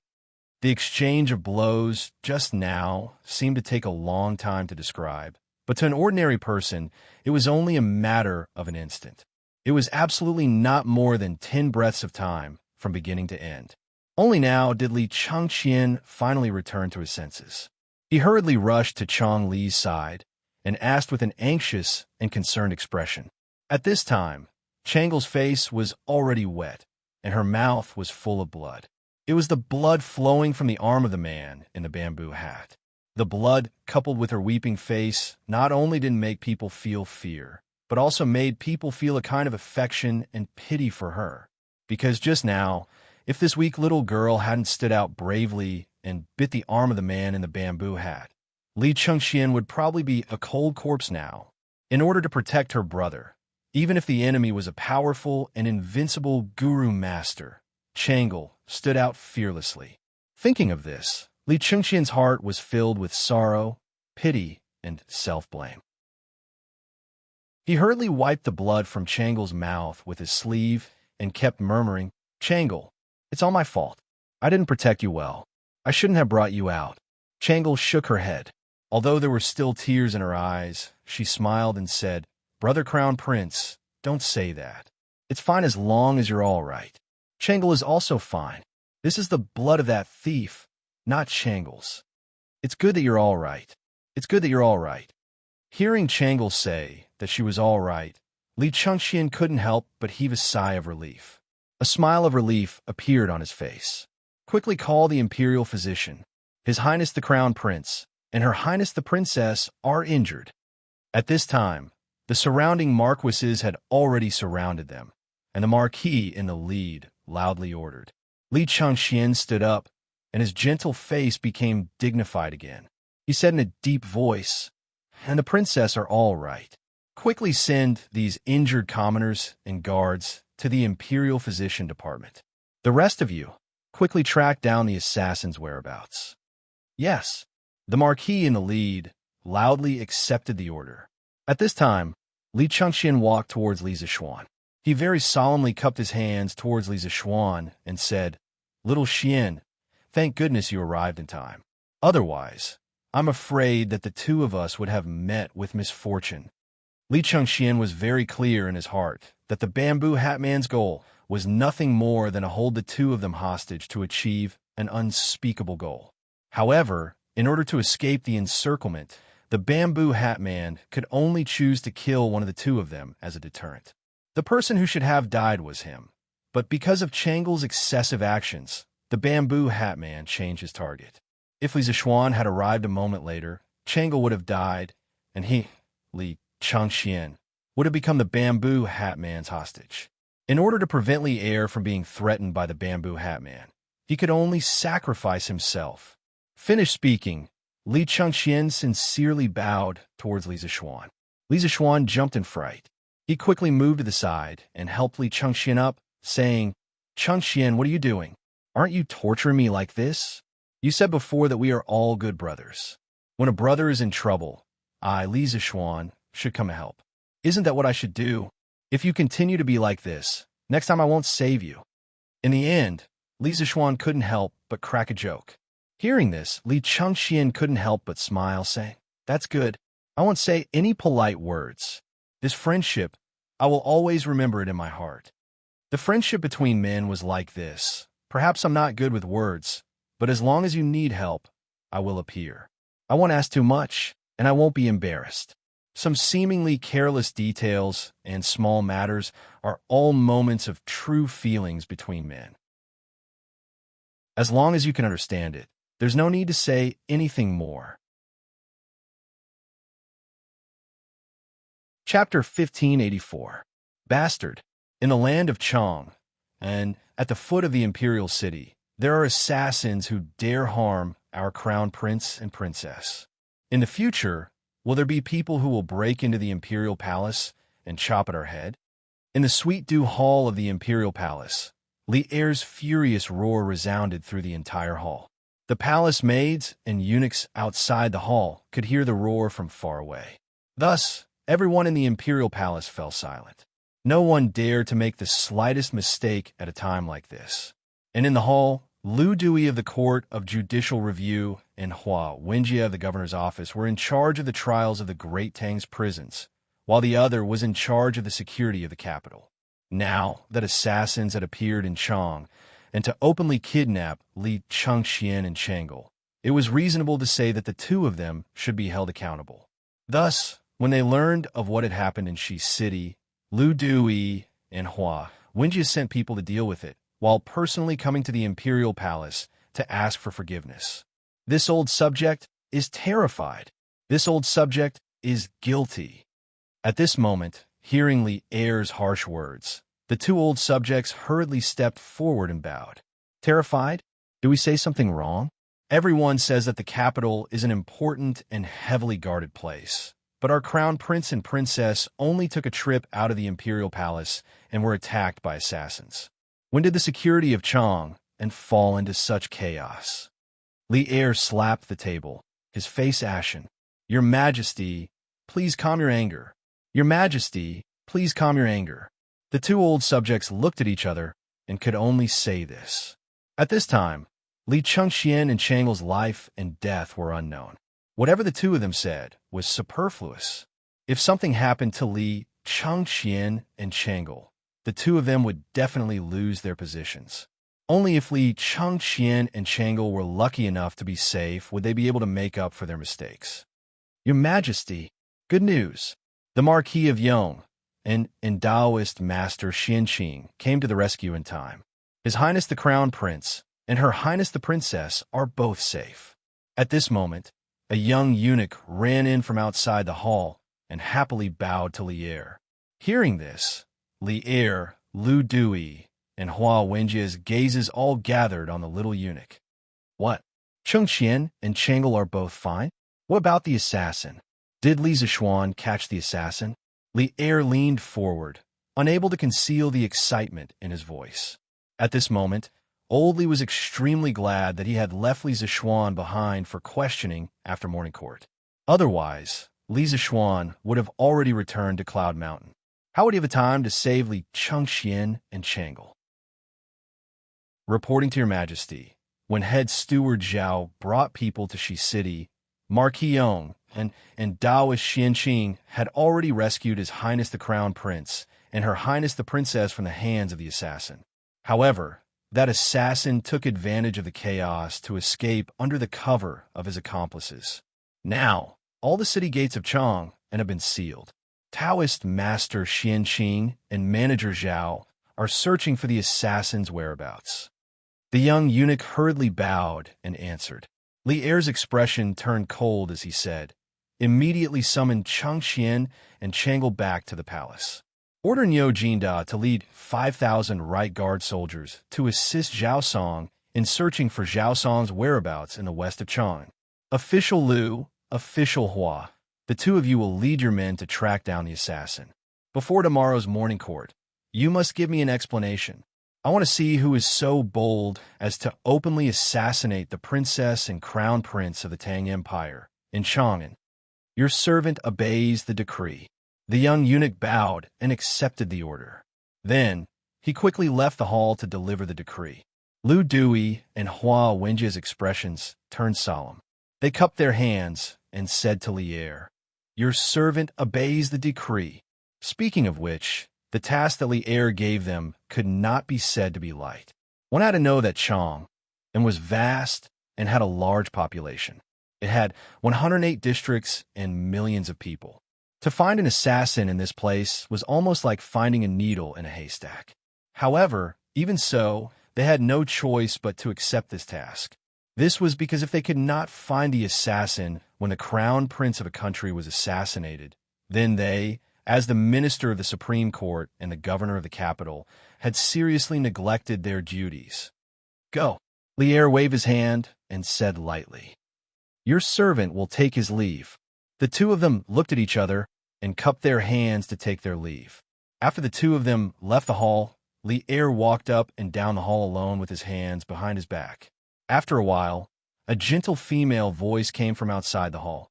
"Your Majesty, how are Chang Xian and Changle?" Before the person arrived, the voice came first. A moment later, Empress Zhang's son appeared in the hall. Li Er hurriedly turned to greet her. Holding her hand, he said with a comforting smile, "Don't worry, Guanyin. I just received news that Chang Xian and Changle are fine. They're on their way back to the palace. You will see them in a while." "Fine."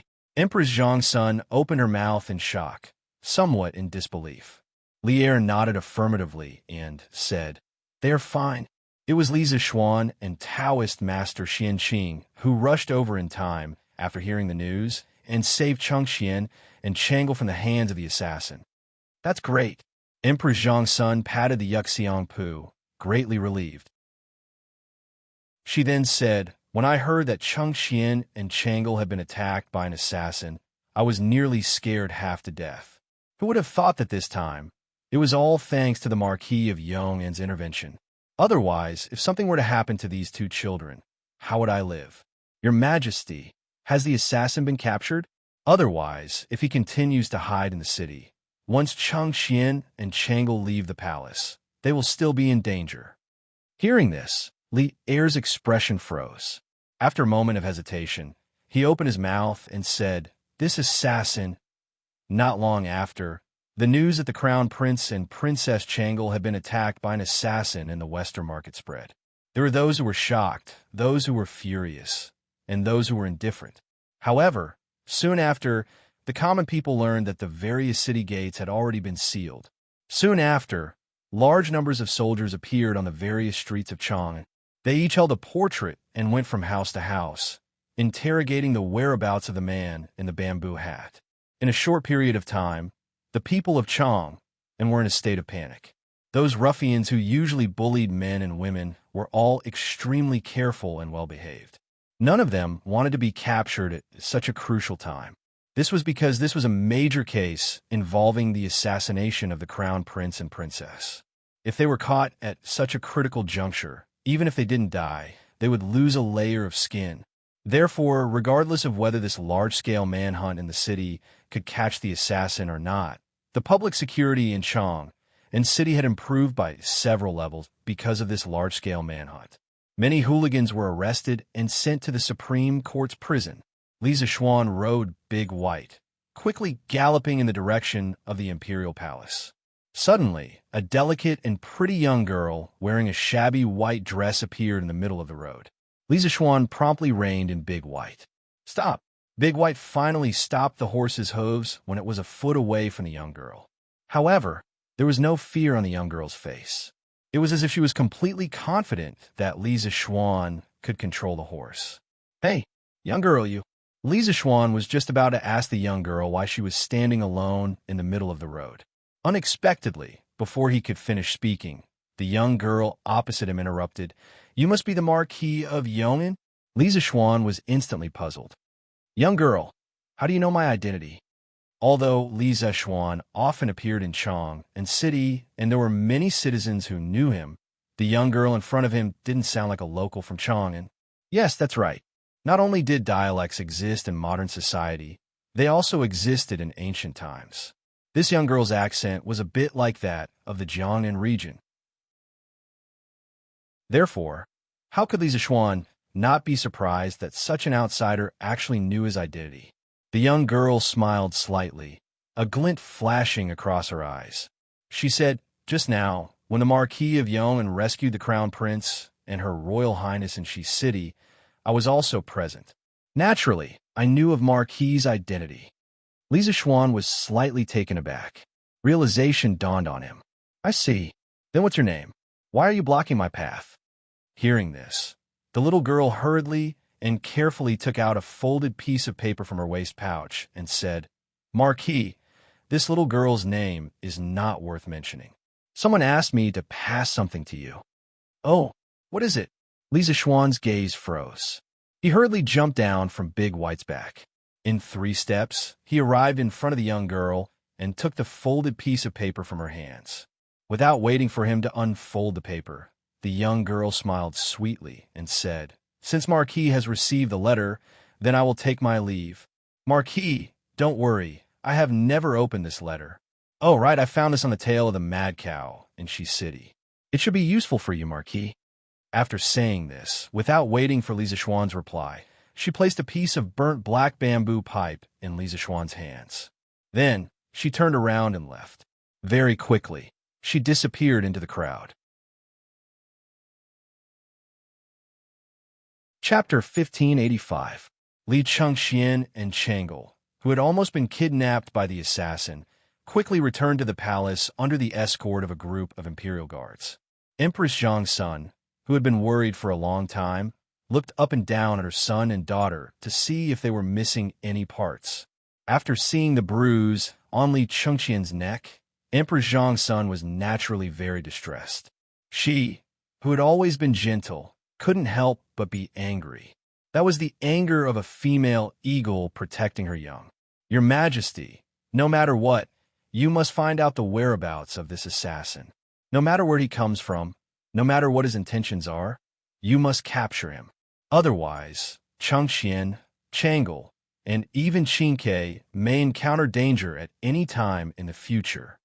Empress Zhangsuan's tone was murderous, which was very rare for her, who had always been generous and benevolent. Lier didn't feel strange about this. On the contrary, he understood Empress Zhangsuan's feelings because he wanted to capture the assassin more than anyone else and then cut him into pieces. Maid Guanyin, don't worry. That assassin dared to harm my children. No matter where he hides, I will find him. At this time, all the gates of Chang and city have been sealed. That assassin can't escape. After we capture him, we will cut him into 1,000 pieces. Lier's eyes were cold as he said in a low voice, Father, Chang, it has a population of 1 million. If the city gates are closed for a long time, it will have a great impact on the people's livelihood. Moreover, many people in Chang and city are merchants or farmers outside the city. If Father can't catch the assassin, will the city gates be closed for a day? Then if the merchants and farmers outside the city can't leave the city, won't they be unable to return home and cut off their livelihood? I think that the assassin should be caught, but I still hope that Father won't affect the livelihood of the ordinary people just to catch the assassin. Otherwise, Ways-watching will impeach Imperial Father and make him angry again. When Lier was full of anger, Changle took a step forward and looked at Lier seriously. She was kind-hearted and always thought more than others. Moreover, what she said was indeed the truth. The city gates of Chang and city were closed around 9 o'clock in the morning. At this time, many merchants and farmers outside the city had just entered the city. However, when the city gates of Chang and city were suddenly closed, they couldn't go back even if they wanted to. Lier was first stunned, then immediately smiled knowingly and said, "Haha, Changle knows how to care for me. But Changle, you don't have to worry. If we really can't find the assassin today, we won't keep the city gates locked. At the latest, I will have people open the gates of Chang and city again before noon tomorrow. I will not let Wei Xuanqing find an excuse to remonstrate. As for that assassin, even if we can't find him today, we don't believe that we can't find him in a month or even a year. And Father is wise." Changle nodded happily. "Your Majesty, the Marquis of Yong, requests an audience." Just as old Li's family was enjoying themselves, a young eunuch quickly walked in and bowed to Lier. Lier's expression turned solemn, and he said in a solemn voice, "Let him come in." "Here." The eunuch accepted the order and left. At this moment, Emperor Zhongsun stood up and said, "Your Majesty, the Marquis of Yong, must have something important to discuss with you. Chengxian and Changle will take our leave first." But this time, Chengxian and Changle were in danger, and it was thanks to the Marquis of Yong that they saved us. "Your Majesty, don't forget to reward me." Emperor Zhongsun was grateful to Li Zishuan from the bottom of her heart. Without Li Zishuan, Li Chengxian and Li Tai might have fallen out because of fighting for favor. Changle's illness definitely wouldn't have been completely cured, and today, Li Chengxian and Changle would have been kidnapped by the assassin. Empress Zhongsun even felt that Li Zishuan was like Qin Xiong, a noble of the Li family. Back then, Qin Xiong had saved the lives of Li Yuan's family many times. It wasn't an exaggeration to call him the noble of Li Yuan's family.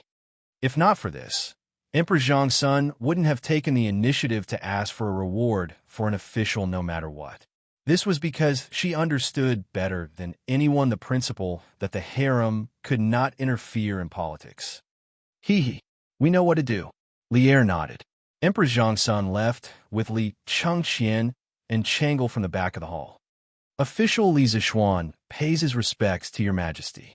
After the three left, Li Zishuan stepped into the hall and bowed to Lier. Speaking of which, he had just left an hour ago. Who would have thought that he would return at this time?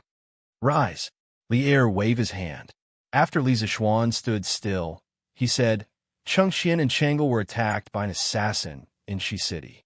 It was thanks to you and Daoist Xianqing that you arrived in time and saved them. What reward do you want?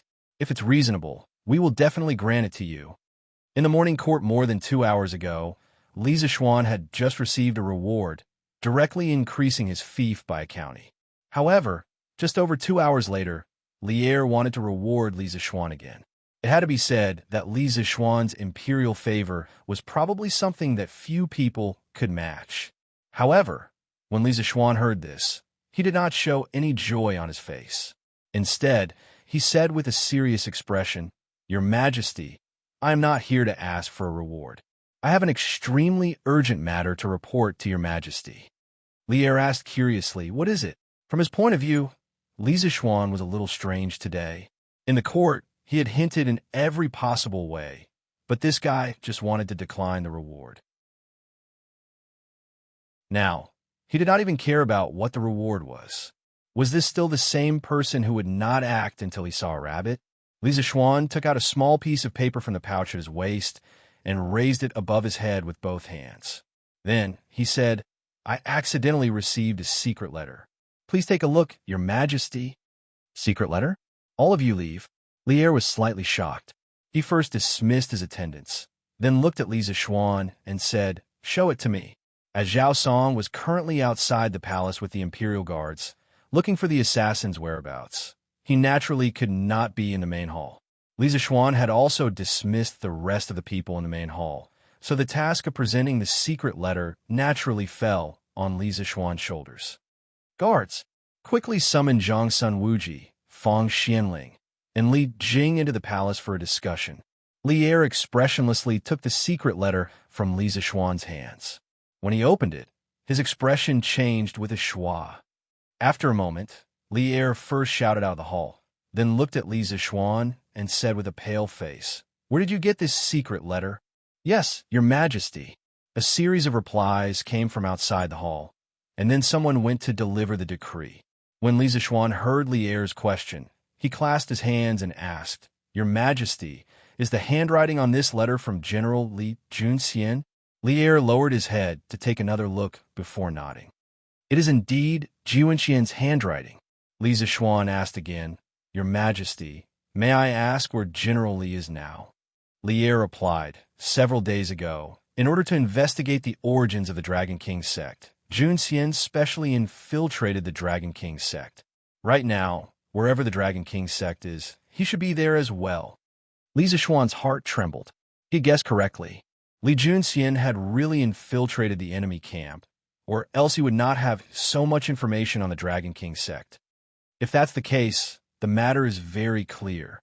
Li Zishuan stepped forward and clasped his hands. The people of the Dragon King sect are currently hiding in the Serpent Spirit Mountain. They are preparing to attack Chang, and tomorrow. The words attack Chang and immediately caused the atmosphere in the hall to turn somber. Li Er's face was grim. After a long silence, he couldn't help but sneer. "Oof. A mere Dragon King sect dares to dream of attacking Chang. And they came at the right time. We wanted to find them, but they delivered themselves to our doorstep. Your Majesty, you must not underestimate the enemy." Li Zishuan hurriedly clasped his hands. "Your Majesty, the enemy is in the dark while we are in the light. If they want to know how many soldiers Chang has and how many provisions we have, they will definitely be able to find out. On the other hand, the imperial court knows nothing about their situation. Since the Dragon King sect dares to attack Chang, and their leader must be very confident. If we underestimate the enemy, the consequences will be unimaginable. Your Majesty, Duke Zhao, Prime Minister Fong, and Duke Wei request an audience." At this moment, a eunuch ran in and bowed. Li Er hurriedly said, "Summon." "Yes." After a while, Zhang Sun Wuji, Fong Xianling, and Li Jing, who had just finished the morning court, walked into Taiji Palace once again. "Your subjects greet Your Majesty." After Zhang Sun Wuji, Fong Xianling, and Li Jing entered the hall, they hurriedly clasped their hands and bowed to Li Er. Li Er waved his hand. "My three beloved subjects, there is no need to be so courteous." Without waiting for Li Er to explain why he summoned them here, Zhang Sun Wuji hurriedly stepped forward and clasped his hands. "Your Majesty, I heard that the Crown Prince and Changle were attacked by an assassin in Shi City. I wonder if the assassin..." Zhang Sun Wuji was a staunch member of the Crown Prince party. After hearing that Li Changqian was attacked by an assassin, he was more furious than anyone else. At this moment, he had already sent out all of the Zhang Sun family's guards to assist Wu Ho in finding the assassin. Li Er waved his hand. "Assistant, we have already sealed off all the city gates and sent the Imperial Army and Wu Ho to find the assassin. However, we have not summoned you here for this matter. Marquis Yong, and show this secret letter to the three beloved subjects." "Yes, Your Majesty." Li Zishuan clasped his hands and bowed. Then he stepped forward and took the secret letter from Li Er before passing it to Zhang Sun Wuji. After the three of them read the letter, their faces turned grim. As you can see, Junxian mentioned in the secret letter that the Dragon Sect plans to attack Chang and City tomorrow. The Marquis of Yong'an's opinion that the Imperial Court cannot underestimate the enemy under the cover of the enemy. I agree with him. At this time, Li Er spoke up, but he immediately changed the topic. "But now that we know where the Dragon Sect is hiding, why not take the initiative to send troops to Snake Spirit Mountain before they descend the mountain to cause trouble and catch them off guard? What do my beloved subjects think?" Zhang Sun Wuji, Fong Xianling, and Li Jing frowned. Li Zishuan pondered for a moment before stepping forward and clasping his hands. "Your Majesty, I think it is inappropriate." "Why?" Li Er was puzzled. Li Zishuan clasped his hands and said, "Firstly, Snake Spirit Mountain's terrain is steep. It is easy to defend and difficult to attack. When the Imperial Court sent an army to encircle the Seven Cultivators sect, they suffered heavy losses on Snake Spirit Mountain.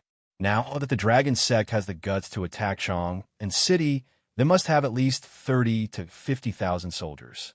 Just based on this point, their strength is 100 times stronger than the 7 cultivators sect. If we attack Snake Spirit Mountain rashly, the Imperial Court will suffer heavy losses. The gains will not make up for the losses. Chapter 1586. Plot. What kind of plot does the Heavenly Dragon sect have in Chang'an? In the Sweet Dew Hall, the moment Zhang Sun Wuji finished speaking, Li Er, who was seated at the head seat, could not help but frown. The Heavenly Dragon sect is plotting something. The capital might be in danger. This was the first sentence in Li Junxian's letter. From this, one could see that Li Junxian believed that the most important matter for the Imperial Court was to investigate the Heavenly Dragon sect's plot and resolve it. But the problem lay in what the Heavenly Dragon sect's plot was. It wasn't written in the letter, and no one knew about it, much less resolve it. Thus, the 3 old officials and Li Zishuan all frowned as they tried to figure out what the Heavenly Dragon sect's secret plan was. After a long while, Fang Xianling stepped forward and said, "Your Majesty, this old subject believes that the Heavenly Dragon sect's plot is to allow them to succeed tomorrow. They might have tens of thousands of soldiers outside the city and hundreds of spies inside the city. When the time comes, they might really be able to break through the gates of Chang'an.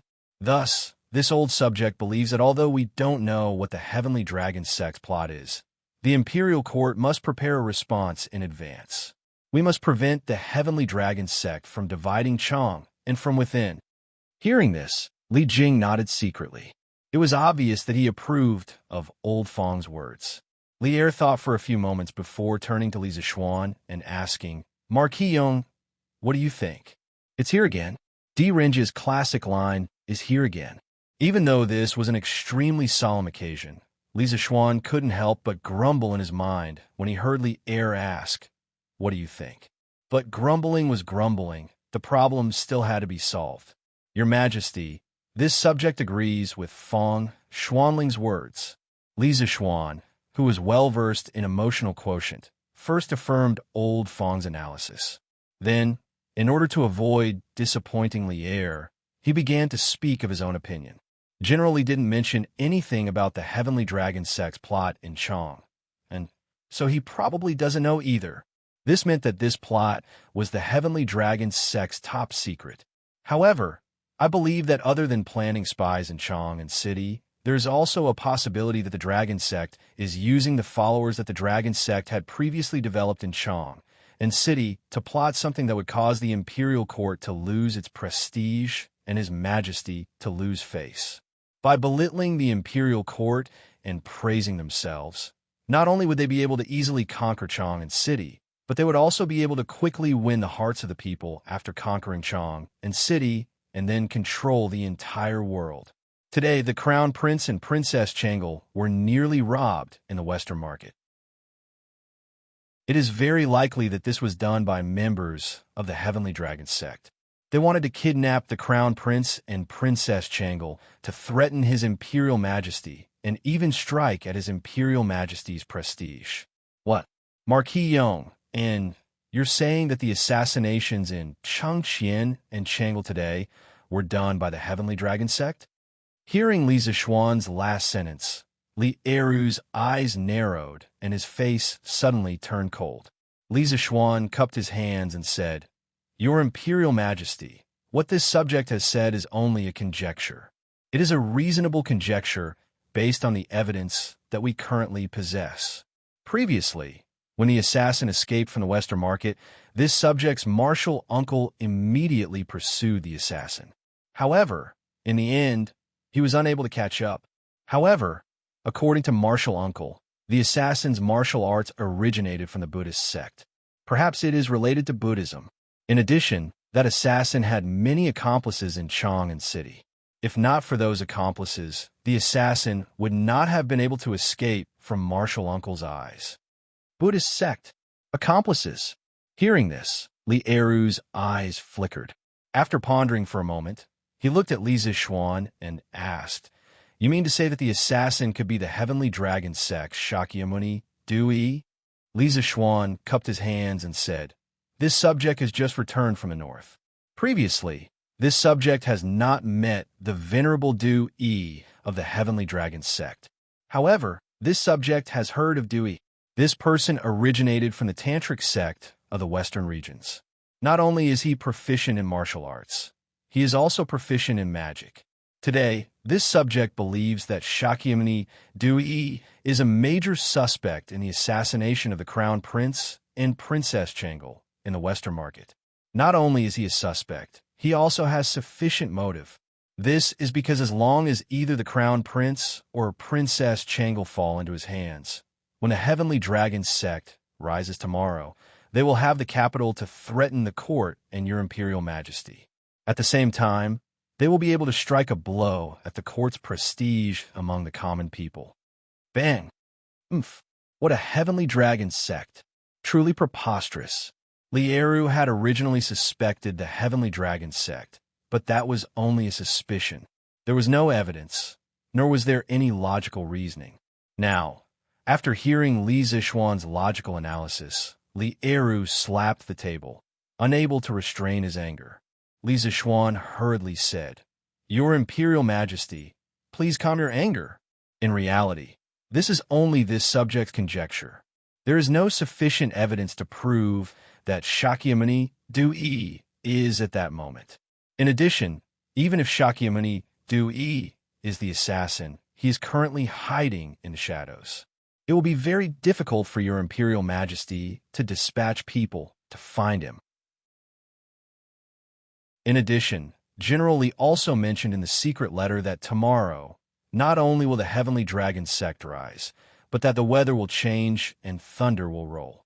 Does your Imperial Majesty not feel strange because of these words? Lieru frowned, doubtfully asking, "These words, could it be that they foretell tomorrow's weather?" Li Zishuan nodded. "This subject believes that this is very likely." Zhongsun Wuji frowned. "But today the sky is clear and boundless. How can there be thunder tomorrow? In addition, this old man has never heard of General Li having the ability to predict the weather." Li Zishuan shook his head. "General Li does not have this ability. What about the Heavenly Dragon Sect? I have heard that the Heavenly Dragon Sect has not only recruited many disciples in Chang'an, but has also operated in Qingzhou for many years, with tens of thousands of disciples. In this way, there are definitely some capable people among the Heavenly Dragon Sect. Being able to predict the weather is not surprising." Hearing this, Fang Xianling was puzzled. The weather changes unpredictably. How can mortals accurately predict it? Li Zishuan explained, "Everything in the world is fated. Even the weather has its own rules to follow. In fact, if you want to know if tomorrow's weather will change and thunder will roll as the secret letter said, it is very simple. You only need to ask one person." "You mean Li Chunfeng?" Lieru's eyes flashed. Li Chunfeng was not only good at mathematics and astrology, he was also good at predicting the weather. It was because of his comprehensive ability that Lieru relied heavily on him. "Your Imperial Majesty is wise." Li Zishuan clasped his hands and said, "The palace and Yanhuang College both have telegraph machines. Your Imperial Majesty can send a telegram directly from Chang'an. I believe Master Li will be able to send tomorrow's weather to the palace through the telegraph machine." Lieru pondered for a moment, then nodded and ordered outside the hall, "Men, bring me the telegraph machine." "Yes, sir." After a while, a soldier in silver armor walked into the hall with a big black box. Lieru signaled Li Zishuan to operate the telegraph machine and sent a telegram to Yunshan. Among the 5 people present, only Li Zishuan knew how to operate the telegraph machine. After a series of beeping sounds, Lieru's order was delivered to Yunshan. The next step was to wait for Li Chunfeng's reply from Yunshan. Speaking of which, Li Chunfeng used to visit his home in Chang and every now and then. However, because of the astronomical telescope in the academy, Li Chunfeng had completely embarked on a path of no return. He wished that he could live in the academy all day long. If the dragon sect really has someone who can predict the weather, why would the dragon head of the sect choose to attack Chang, and in such bad weather? Li Jing could not help but wonder while waiting for Li Chuanfeng's reply. Generally speaking, weather with strong winds, heavy rain, and heavy snow was not suitable for marching and fighting. However, there was nothing that could be done about it if they were forced to fight in bad weather. However, when they knew that the weather was bad, they still planned to launch a military attack on that day. This was very puzzling. It was obviously not in line with military logic. Li Zishuan thought for a moment and said, "Firstly, the dragon head of the dragon sect thinks that attacking in such weather can catch the enemy off guard. Secondly, he might think that such weather is more conducive for the dragon sect members in the city to carry out their secret plans." Li Jing shook his head. It's true that attacking a city in thunderstorm weather can take the enemy by surprise, but the impact of the heavy rain on the attacking side is obviously greater than the defending side. Dragon sect choosing to attack in such weather is definitely not worth the loss. So, comparatively speaking, the second reason you spoke of is extremely likely. Li Jing was known as the Tang Empire's god of war. He was very experienced in marching and fighting. If even he said so, Li Zishuan had no reason to refute. Beep, beep, beep. At this moment, the unique DDD sound of the telegraph rang in the sweet nectar hall. Li Zishuan quickly walked to the telegraph and listened attentively. Well, the way he used the telegraph was different from everyone else. With his super memory, not only did he not need to record the code manually, he also did not need to hold a password book to translate the code one by one. His brain was like a humanoid computer, able to record and translate the code in real time. Mo Huai was the one controlling the telegraph at Yinshan. At this moment, the academy was in the middle of the final examination. Li Tai did not have time to send a telegram, so Mo Huai, as the leader of the physics department, had to do it himself. Not long after, the DDD sound gradually stopped. Li Zishuan walked up to Lier and said, "Your Majesty, news from Yinshan has come. According to Priest Li's prediction, there will be thunderstorms in the vicinity of Chang, and starting from tomorrow morning." As soon as he said this, everyone was shocked. At this point, Lier, Zhangsun Wuji, and the others had no choice but to believe that there would be thunderstorms tomorrow. Of course, this also proved that the dragon sect was indeed full of capable people. Lier's face was solemn. After a moment of silence, he said, "No matter what, the dragon sect's plot in Chang must be thoroughly investigated by tomorrow. Marquis Yong, since Li Junxian has given you the secret letter, it means that he believes that you can solve the dragon sect's plot. Thus, we will leave this matter to you. We will do our best to satisfy your needs."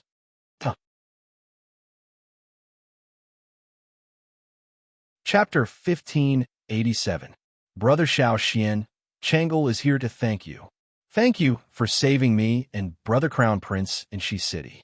Changel has been learning needlework from Li, and the others recently. I've embroidered a pair of mandarin duck pouches for Brother Xiao Xian and Sister Yushi. Don't think that Changel's embroidery isn't pretty. There's mint, cloves, mugwort leaves, and patchouli in it. It can get rid of dampness and heat, and it can also refresh the mind and benefit the brain. Outside Taiji Palace, beside the arch bridge near the Gate of Heaven Influence, Changel hesitated for a moment after seeing Li Jing leave. Then, she took out 2 white pouches embroidered with patterns from her waist and handed them to Li Zishuan. She said with some embarrassment, Changel, I saved you and Chengxian out of friendship. Why do you need to spend so much effort to embroider these things?" Li Zishuan felt that he couldn't accept these 2 pouches. They were too ambiguous and could easily be misunderstood by others. It was fine to misunderstand him, but if it involved Changel, this matter would be serious. After all, Changel was a princess of the Tang Empire. If she was misunderstood to have an unclear relationship with an official, Li Zishuan was sure that old Li would definitely take a sword and chase him all over Chang and to kill him. Changel said with a determined expression, "That's right. It's because Brother Xiao Xian treats Changel and Brother Crown Prince as friends that Changel has to take out my heart to thank you after being saved by you. Also, these 2 pouches weren't sewn by me on the spot. They were already sewn a few days ago. Brother Xiao Xian quickly accept them. Also, let Sister Yushi help me see if there's anything wrong with my embroidery. Sigh, when will Changle's embroidery be half as good as Sister Yushi's? After saying that, the little girl sighed regretfully. Her face didn't reveal any strange expression. This made Li Zixuan wonder if he had been thinking too much. It was just 2 pouches. How could the pure Changle have those groundless feelings between a man and a woman? He was thinking too much. He was definitely thinking too much. Since that's the case, I'll accept it. Li Zixuan convinced himself in his heart. Seeing that Changle had been holding out her hands for a long time, he hurriedly stepped forward and took the pouch from Changle's hands. He put it in front of his eyes and glanced at it. Although the mandarin ducks on the pouch couldn't be said to be lifelike, at least they looked like real ones. This was quite difficult for an 8 or 9-year-old girl. Therefore, he couldn't help but say, "Ha ha, Changle, you are still young. You don't have to compete with others. When you grow up, no one can compare with your embroidery skills." When Changle heard that, he immediately lit up with joy and said, "Really? Brother Xiaoxian, could it be that Changle's embroidery is ugly, so you deliberately said nice things to comfort Changle?" Li Zixuan said with a straight face. "How is that possible? Changle, it's rare for you to have such excellent embroidery at such a young age. At your age, Yushi is probably not as good as you in embroidery. But then again, Changle, you are the princess of the Tang Empire and the pearl in His Majesty's palm. You don't have to study embroidery too deeply." Changle was happy at first, but then she couldn't help but secretly say in her heart, "The princess of the Tang Empire is also a woman. She also has to take care of her husband and children." She only dared to say these words in her heart. In reality, even if she had twice the courage, she wouldn't dare to say it to Li Zixuan face to face. "All right, I've accepted the gift. I have to go do my work. Just now, His Majesty gave me a task. If I don't do it well, your brother Xiao Xian will be punished." Looking at the position of the sun in the sky, Li Zixuan estimated that it was almost noon. He hurriedly put away the 2 pouches and said. Changle's eyes flashed with reluctance. Then she nodded and said, "Yes." "Then, Brother Xiao Xian, you go to your work." "Well, how about I send Brother Xiao Xian out of the palace?" Li Zixuan waved his hand and said, "No need, no need. It's not the first time I've come to the palace. I'm very familiar with it. I won't get lost. Changle, go back quickly." What a joke. If the beloved daughter of Li Er was to be his guide, how bad would it be if it reached old Li's ears? Changle pouted slightly and said with some reluctance, "Brother Xiao Xian, let Changle send you off again. If it weren't for you today, at least one of us would have died. If I don't do something for you, Changle won't be at peace." Seeing Changle's pleading face, Li Zixuan couldn't bear to say, all right. Then Brother Xiao Xian will have the honor of letting Changle be your tour guide today and tour the palace." "Brother Xiao Xian, what's a tour guide?" "A tour guide, the so-called tour guide, is someone who guides tourists to enjoy the beautiful scenery." "Oh, okay. Then Changle will be Brother Xiao Xuan's tour guide today." "Brother Xiao Xian, look, when we leave the Gate of Heaven Influence on the left are the Minxia Outer Province, the Dianzhong Province, and the Zuqiania Guard. On the right are the Zhongshu Outer Province, the Square Building, and the Zuqiania Guard. The Imperial City in the middle of Chang, and which was most of the southwest area within the walls of the Ming Dynasty, with the Gate of Heaven Influence as the boundary, could be divided into the Inner Imperial City and the Outer Imperial City. The Inner Imperial City was where Li Er worked and lived. In layman's terms, the Inner Imperial City was what people often referred to as the palace. The Outer Imperial City housed the core administrative organization of the Li Tang Dynasty. It included the 9 temples, which had evolved from the 3 ministers and 9 ministers during the Northern Qi Dynasty. Grand Secretary, Guanglu Sun, Wei Wei, Grand Servant, Minister of Justice, Honglu, Zhong Zheng, Minister of Agriculture, and Minister of Finance. There were also the 3 provinces, Zhongshu Inner Province, Minxia Inner Province, and Shangshu Inner Province. There were also the 6 ministries: Ministry of Appointments, Ministry of Revenue, Ministry of Appointments, Ministry of War, Ministry of Justice, and Ministry of Works. In addition to these, there were also the offices of the 12 guards of the capital. Of course, these 12 guards would slowly develop into the 16 guards.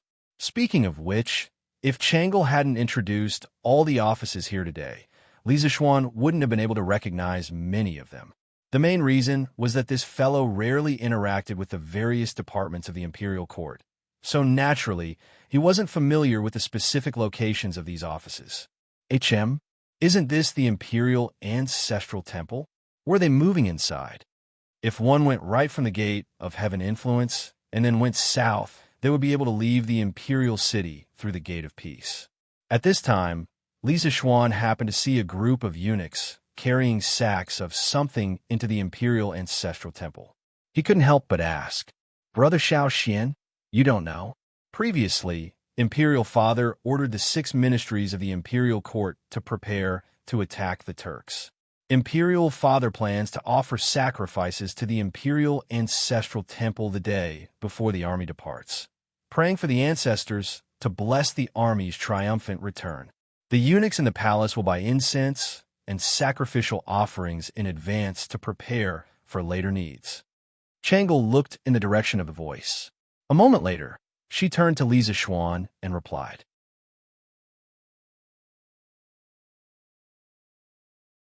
Chapter 1588. How are the preparations on Venerable Du Yi's side?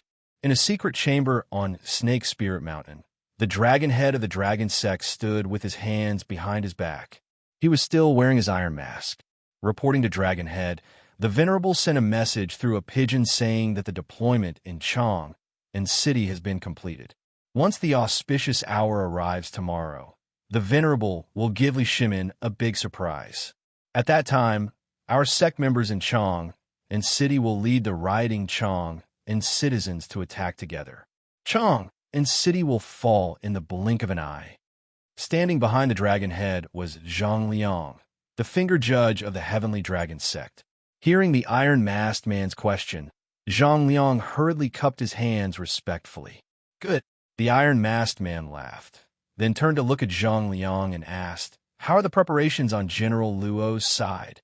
Zhang Liang bowed slightly and replied, "Dragon Chief, General Luo has already transferred 30,000 people who are loyal to the dragon sect into the heavenly dragon army.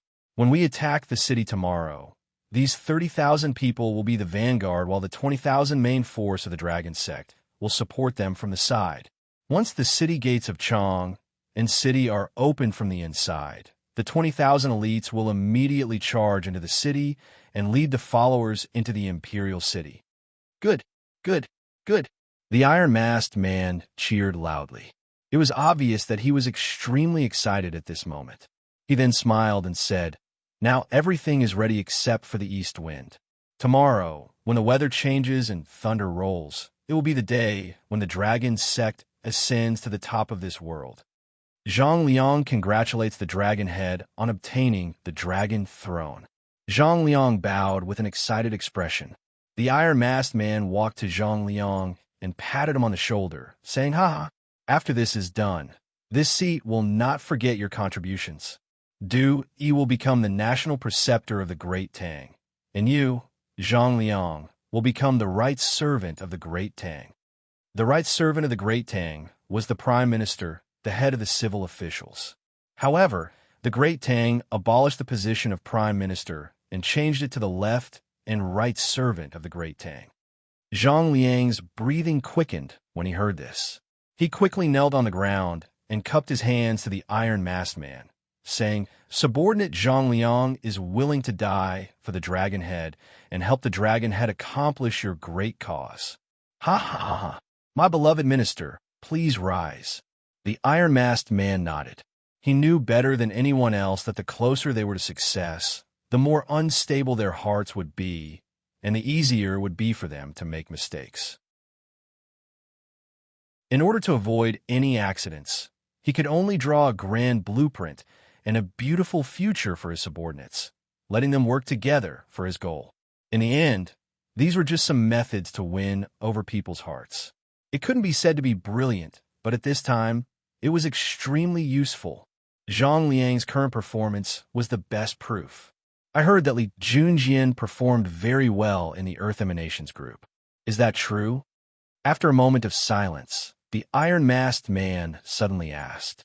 It was said that not long after Li Junxian had joined the Heavenly Dragon sect, the Dragonhead had made an exception and promoted him to the Earth Fiend group due to his outstanding performance. The other ordinary members of the Heavenly Dragon sect were all envious of him. Zhang Liang's face instantly turned unnatural. The Iron Masked Man had ordered his finger cut off precisely because Li Junxian had brought back the Heavenly Dragon sect's account books, causing others to privately call him the finger-chopping judge. Thus, Zhang Liang had always harbored a grudge against Li Junjian. But the iron-masked man clearly admired Li Junjian. How could Zhang Liang, with his normal emotional intelligence, choose to speak ill of Li Junjian at a time like this? Fortunately, he was bent over and had his head lowered. The iron-masked man looked down from above and couldn't see his expression. Otherwise, the iron-masked man would have been able to see through his thoughts.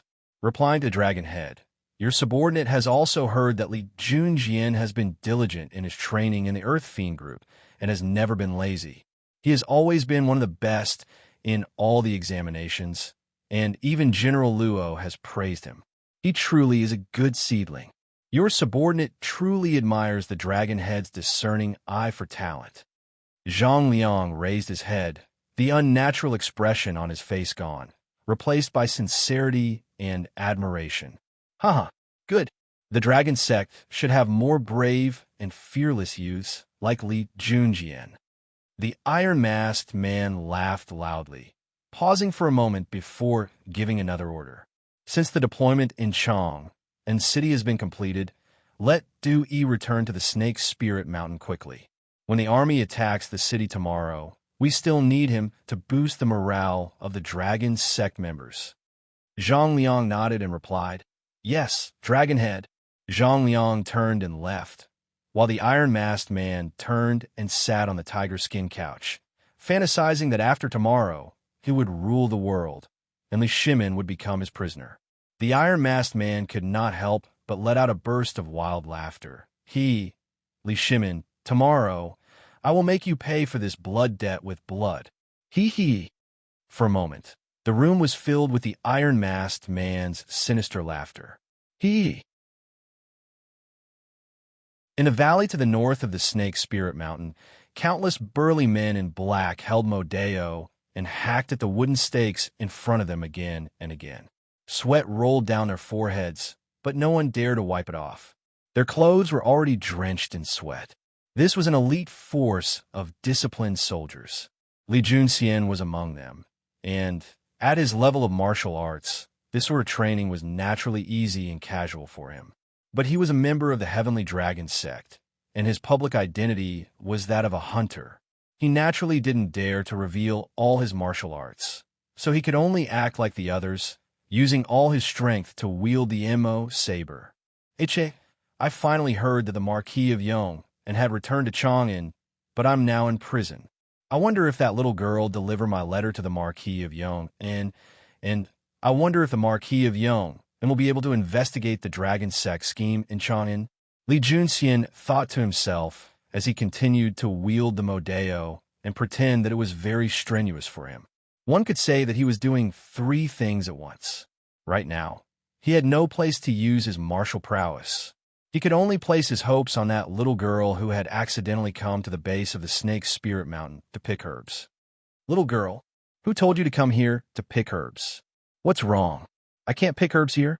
I see that there are many herbs here that can be sold for a lot of money. Wow, there's a Lingji up there. Wow, I'm rich. Oh, it's too high. I can't climb up. Big brother, can you help me pick the Lingji up? Little girl, there are many bandits on this mountain. If you still want to live, you should leave as soon as possible. Oh, but this Lingji can be sold for a lot of money. With this money, I can buy my little sister a portion of the chicken from the Drunken Immortal restaurant. Little girl, I'm afraid that you won't have the life to spend some money. I don't care. Isn't it because the bandits didn't notice me? Big brother, I beg of you, please help me pick that stock. Little girl, you really want money more than your life. I can help you, but you have to help me deliver a letter to Chang'an. Okay. I've come to Chang and to participate in the Yanwang College's entrance examination. I'm very familiar with this place, so I'll definitely be able to deliver the letter. Li Junxian couldn't help but bitterly smile as he recalled the scene from this morning. How could he have so easily trusted a little girl that he had never met? If he didn't deliver the letter, he would have to die 10,000 times. Marquis, what do you think? Should we just forget about it? These incense sticks were all transported from the great Xingshan temple, so there shouldn't be any problems. After all, we were there with them. Outer Imperial City, Imperial Ancestral Temple. The old eunuch couldn't help but reveal a difficult expression after hearing Xiaowen's words. He turned around and clasped his hands toward Li Zishuan. Big brother, little Xian. Changle's voice was as soft as a mosquito's buzzing. She tugged on Li Zishuan's sleeves, indicating that Li Zishuan shouldn't clash with the old eunuch. Li Zishuan's eyes narrowed. It seems like this old eunuch's status in the palace isn't low. Even Changle had to give him some face. After weighing the pros and cons, Li Zishuan chose to take a step back for now. Since Stewardin can vouch for me, this marquis can be at ease. Chang'an City has been very chaotic recently, so this marquis was a little suspicious. Stewardin, please don't take it to heart. I wouldn't dare. The old eunuch's eyes narrowed into slits, and he smiled like a Methriya Buddha. The Marquis of Yong, and is wholeheartedly devoted to the country. He is loyal to the emperor, and his spirit is commendable. I only have admiration and respect for you. I will never, nor will I dare to, blame you for anything. Fine. If that's the case, then this marquis will take his leave. Li Zishuan nodded and said lightly. Then he left with Changle. Suddenly, he felt as if his eyes were blinded by something. Looking in the direction of the light, Li Zishuan could only see that the young eunuch had his hands tucked into his sleeves. On such a hot day, it was very strange. Li Zishuan pretended not to see it, and quietly walked towards the Vermilion Bird Gate with Changle. Brother Xiao Xian, don't you want to know Steward Anne's identity? After walking a distance, Changle couldn't help but ask. Li Zishuan nodded and said, I want to. Then why don't you ask me? I'm the most familiar with the matters in the palace. Changle said doubtfully. Li Zishuan smiled and said, haha, because I know that even if I don't ask, someone will definitely say it. Brother Xiao Xian, you. Changle was speechless, but after hesitating for a moment, she still said, Steward N's name isn't Dijon. He's an old man who previously served by Imperial grandfather's side. He has a very good relationship with eldest uncle. After Imperial father ascended the throne, Stewardin was arranged to the Imperial Ancestral Temple to guard the memorial tablets of Emperor Taizu and Emperor Shizu. Although it's like this, Stewardin relies on his previous connections and has quite a bit of prestige in the palace. Moreover, due to Imperial grandfather's relationship, Imperial father also can't be too harsh on Stewardin. Therefore, Changle didn't want Brother Xiao Xian to have a conflict with Stewardin. After Li Yuan ascended the throne, his father Li Gui was posthumously awarded the title of Emperor Yuan, and the temple was named Shizu. His grandfather Li Hu was posthumously awarded the title of Emperor Jing, and the temple was named Emperor Taizu. Both memorial tablets were enshrined in the Imperial Ancestral Temple to receive the incense of future generations. So, this is Li Yuan's steward eunuch. No wonder he's so arrogant. Li Zishuan heard this and suddenly understood. He muttered in his heart, and then looked at Changle and said gently, I understand. Thank you, Changle, for the reminder.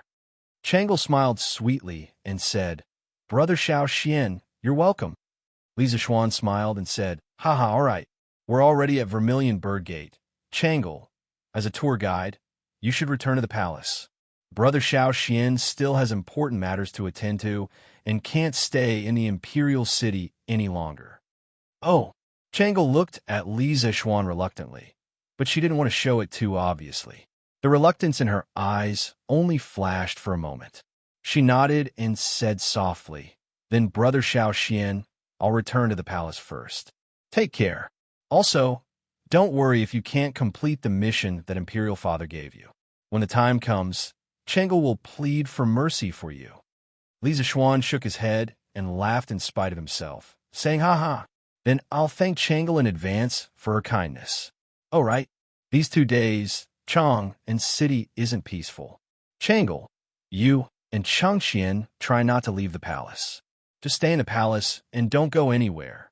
Understand?" He thought about how the dragon sect would attack Chang and city tomorrow and detonate the hidden bombs buried in the city. He couldn't help but want to remind Chang'e. Chang'e's heart warmed as she nodded heavily and said, In. I'll listen to Brother Xiao Xian and stay in the palace with Brother Crown Prince these 2 days. We won't go anywhere. Go back quickly." Li Zishuan smiled and said, Brother Xiao Xian, take care." Chang'e waved her hand and turned to leave. Gradually, Chang'e disappeared from sight. The smile on Li Zishuan's face also disappeared. He didn't directly leave Vermilion Bird Gate, but turned right and walked towards the Imperial Ancestral Temple again. The Dragon Sect, the true Dragon Son of Heaven. Does the Dragon Sect want to be the true Dragon Son of Heaven, or is it related to the true Dragon Son of Heaven? Listen, Dejong, I'm afraid there's something wrong with him. After knowing the identity of the old eunuch, Li Zishuan did not feel relieved at all. Instead, he felt a sense of danger. First, there was the assassination in Shi City, and then there was the strange smell that he smelled in front of the Imperial Ancestral Temple. Then, there was the light that flashed on the little eunuch's sleeve before he left. Combined with the old eunuch's identity, these seemingly unrelated events seemed to have some kind of connection when he thought about it carefully. It was extremely frightening. Therefore, Li Zishuan didn't plan to leave the Imperial City. He had to thoroughly investigate the abnormality in the Imperial Ancestral Temple. As for why he wanted to send Chang'e away, it was mainly because he saw a flash of cold light on the little eunuch's sleeve in front of the Imperial Ancestral Temple. That was obviously a sharp dagger. Li Zishuan was very confident in his martial arts. As long as the little eunuch dared to make a move, he was 100% sure that he could subdue him in an instant. However, Li Zishuan wasn't clear about the old eunuch's position and depth. He wasn't sure if a Dejong would make a move on Chang'e while he was subduing the little eunuch. Therefore, for Chang'e's safety, Li Zishuan could only think of a way to send the little girl away first.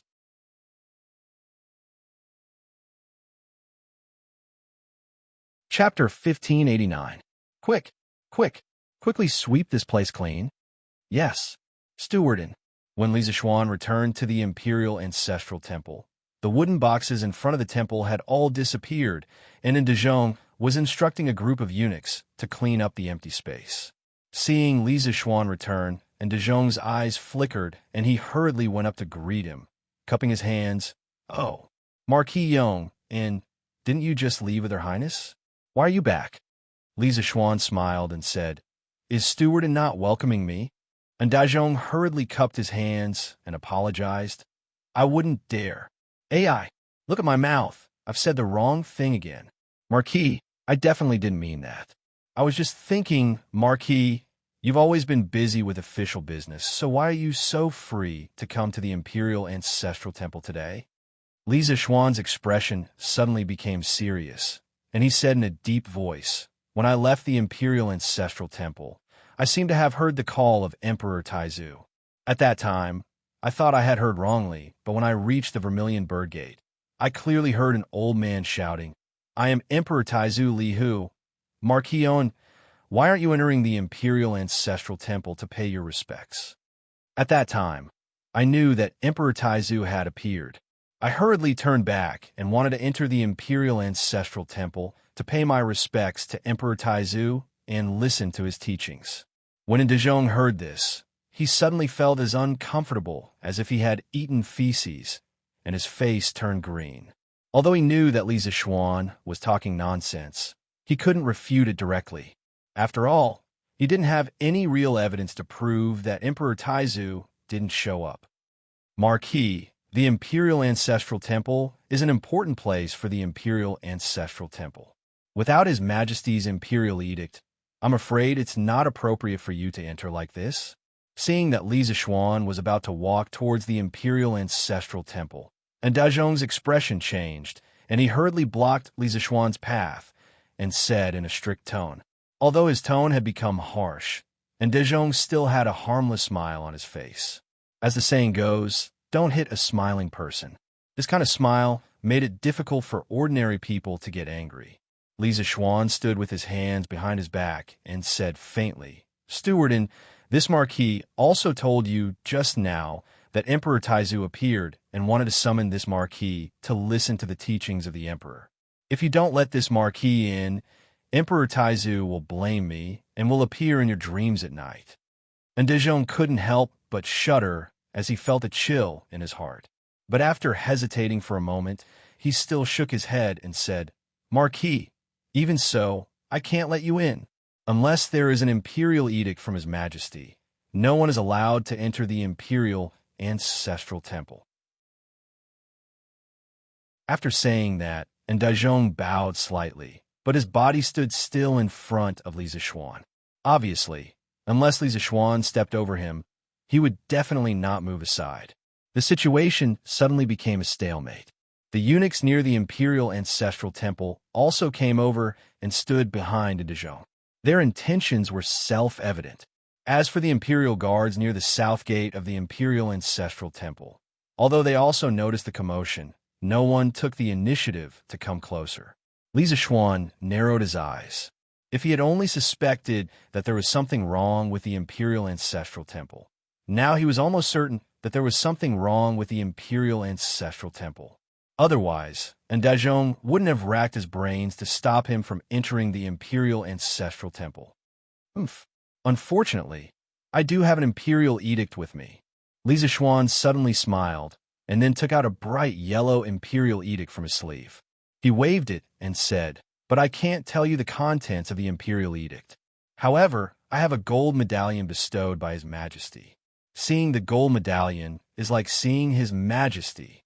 What else do you have to say? Silence.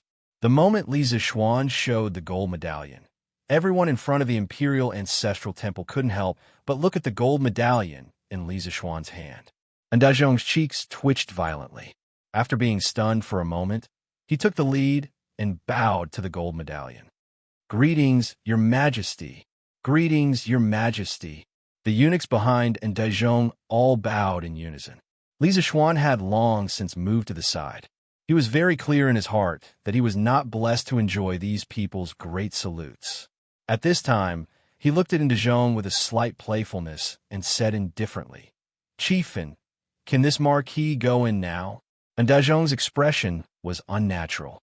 He forced a smile and said, Of course. Marquis, please. Li Zishuan nodded with satisfaction. He then put away the Imperial Edict and gold medallion. With his hands behind his back, he walked directly to the steps in front of the Imperial Ancestral Temple. In fact, he could have taken out the Imperial Edict and gold medallion and forced his way in. However, if he did that, he wouldn't have the chance to test Dazhong's reaction and attitude. And Dazhong, who was following behind, secretly gave a look to the eunuch beside him. The eunuch nodded and quickly followed Li Zishuan. The Imperial Ancestral Temple was very big.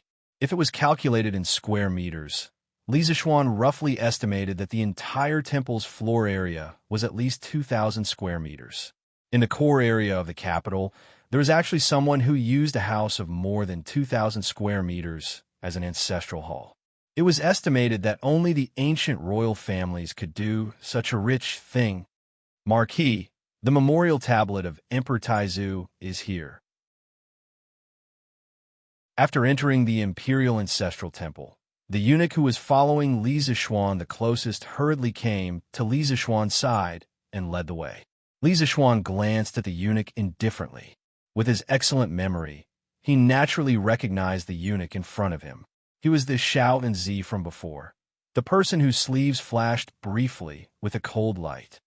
You can lead the way. Li Zishuan almost instantly understood Dazhong's plan. They didn't want him to wander around the Imperial Ancestral Temple and investigate as he pleased. They wanted him to quickly finish paying respects to Emperor Taizu and leave as soon as possible. Li Zishuan inwardly sneered. Since this young master is here, I won't leave until I find out what's going on. Although it was already noon and time for lunch, Li Zishuan didn't feel the slightest bit hungry. When Lier had given him this case, he had been worried sick. Although Li Junxian had said in the letter that the Dragon King sect was plotting something in Chang, and he hadn't specified what sort of plot it was or where it was deployed. This was an unsolved case. Li Zishuan had been forced to accept this task in the face of danger. In truth, he had been very nervous because he wasn't confident that he could uncover the Dragon King sect's plot. Now that he had stumbled upon a clue, how could he easily give it up? He wanted to follow the vine to the melon and uncover the big boss behind the scenes. Marquis, this is Emperor Taizu's memorial tablet. After passing through 2 side halls, Li Zishuan finally arrived at the ancestral hall where Li Hu was enshrined. As Emperor Taizu of the Great Tang, although he hadn't sat on the throne for a single day, Li Hu naturally enjoyed the treatment of a single room. His portrait was hung on the wall in the center of the ancestral hall, and in front of the portrait was a memorial tablet, candlesticks, and incense burner. Li Zishuan nodded and said, "This marquis wants to listen to Emperor Taizu's teachings. All of you are dismissed." The eunuch turned to Ndezhong. After some thought, Ndezhong bowed and said, "Since that's the case, this one will take his leave." After saying that, he turned around and left with a few eunuchs beside him. He even helped Li Zishuan close the door. Li Zishuan first pretended to burn 3 sticks of incense, then went forward to pay his respects to Li Hu's memorial tablet. Then he directly sat cross-legged on a praying mat. With a ding sound, it seemed that something had fallen to the ground. Li Zishuan hurriedly looked down and saw a burnt bamboo stick lying beside the praying mat.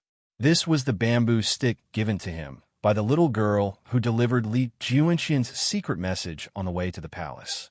It was said that the Mad Bull in the Western market had this bamboo stick filled with sulfur tied to its tail. Picking up the bamboo stick from the ground, Li Zishuan unexpectedly put the stick to his nose and sniffed it. The pungent smell of sulfur immediately assaulted his nostrils. Li Zishuan frowned. His eyes darkened as he muttered to himself, "Similar. Too similar. Could it be that the wooden box from before was filled with sulfur as well? Why would the imperial ancestral temple need sulfur? Is that little eunuch and Ndezhong related to the Dragon God sect?" A series of questions lingered in Li Zishuan's mind. After pondering for a moment, he carefully put away the bamboo stick in his hand and then sat down cross-legged. His powerful mind power immediately spread out. When Li Zishuan first transmigrated last year, he realized that his mental strength was abnormally strong. Not only did he have an eidetic memory and a sharp mind, he could also construct 3D models of various complicated machines in his mind. At that time, he thought that this was the golden finger that he had as a transmigrator. However, after several breakthroughs in his martial arts realm, Li Zishuan realized that his mental strength was extremely strong, and it had something to do with the Supreme Mystery Sutra.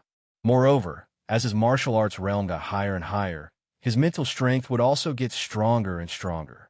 Now that he was a Zhongshu late-stage expert, his mental strength was naturally incomparable to before. Furthermore, this was the first time he used his golden finger after half a year.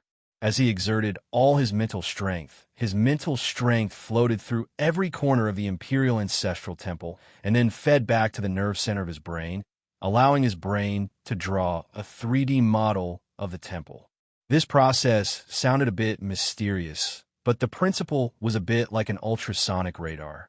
After a while, every table and chair in the entire Imperial Ancestral Temple appeared in Li Zishuan's mind. At the same time, Li Zishuan opened all the pores on his body and crazily absorbed the qi in the Imperial Ancestral Temple. He wanted to confirm whether there was sulfur in the Imperial Ancestral Temple. Wherever there was sulfur, there would be a pungent smell. With Li Zishuan's martial arts cultivation and the special properties of the Taishan Sutra, it was relatively easy to find this smell in the air. It was reasonable to say that with Li Er's imperial edict, Li Zishuan could directly search by force. However, the imperial ancestral temple was, after all, a very sacred and solemn place of the Li family's ancestral temple. If he was not 100% sure, Li Zishuan would not dare to go too far here. Firstly, it would make Li Er look bad. Secondly, if he found nothing in the end, he would definitely be impeached and punished. Therefore, he came up with such a stupid idea. Humph! There is indeed something wrong with this imperial ancestral temple. There is so much sulfur stored in it. After a long time, Li Zishuan suddenly opened his eyes. A cold light flashed in his eyes as he murmured in a low voice, "Northwest, the first room." After saying that, he stood up from the futon and directly turned to leave the room. And De Jong had been waiting outside.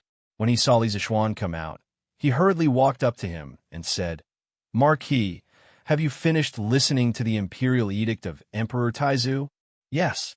Li Zishuan nodded, and then said with a serious face, "Emperor Taizu said that there is an evil spirit in the imperial ancestral temple, and he wants me to go and get rid of the evil spirit. Directorin, since you are in charge of the imperial ancestral temple, you should cooperate with me. Quickly lead the way. There is an evil spirit in the imperial ancestral temple." And De Jong's eyebrows twitched and his heart tightened. He hurriedly said, "Marquis, you can't say such things casually. The imperial ancestral temple is illuminated by the light of Buddha. How could an evil spirit dare to hide here? Why not?" Emperor Taizu said that the evil spirit is hiding in the first room in the northwest. Li Zishuan's face was solemn. Suddenly, he stretched out his left hand and pointed to the northwest. Instantly, and De Jong and the eunuch named Xiao and Zi's faces changed at the same time. Li Zishuan stepped forward and said, "What? Directorin, why aren't you leading the way?" And De Jong gritted his teeth and said, "Marquis, there are many forbidden areas in the imperial ancestral temple. You can come and pay your respects to Emperor Taizu, but you can't walk around as you wish. Otherwise, if you offend the gods, I can't bear the consequences." Li Zishuan heard this and snorted coldly. He took out the imperial edict from his sleeve and read aloud. "The Emperor of the Tang Empire decrees that Marquis Yong and is to thoroughly investigate the case of the Dragon Sect. The officials of the 6 ministries and the generals of the capital must cooperate with Marquis Yong and's investigation. Marquis Yong can come and go from any corner of Chang and city. No one can stop him. Imperial edict." At this point, Li Zishuan had nothing to hide. He must quickly find out why there was so much sulfur in the imperial ancestral temple. As for De Jong and that Xiao and Zi, there must be something wrong with them. When Li Zishuan took out the imperial edict, everyone hurriedly bowed and stood to the side. When Li Zishuan finished reading, the 4 or 5 eunuchs and De Jong were all shocked. Obviously, they didn't expect that Li Zishuan would give Li Zishuan so much power. At this time, Li Zishuan was simply the second Li heir in Chang and city. He could go wherever he wanted and ask for help from whoever he wanted. "Directorin, why haven't you received the imperial edict? Don't tell me you want to go against the imperial edict?" Li Zishuan stared at De Jong without blinking and said indifferently. And De Jong's expression changed. After a while, he gritted his teeth and shouted, "Marquis Owen, how dare you? How dare you fake an imperial edict? Men, quickly arrest Marquis Yon." Yes, the 4 or 5 eunuchs immediately surrounded Li Zishuan, and the atmosphere in the room became tense. Without another word, Xiao Anzi pulled out the dagger hidden in his sleeves and thrust it at Li Zishuan's throat in a flash.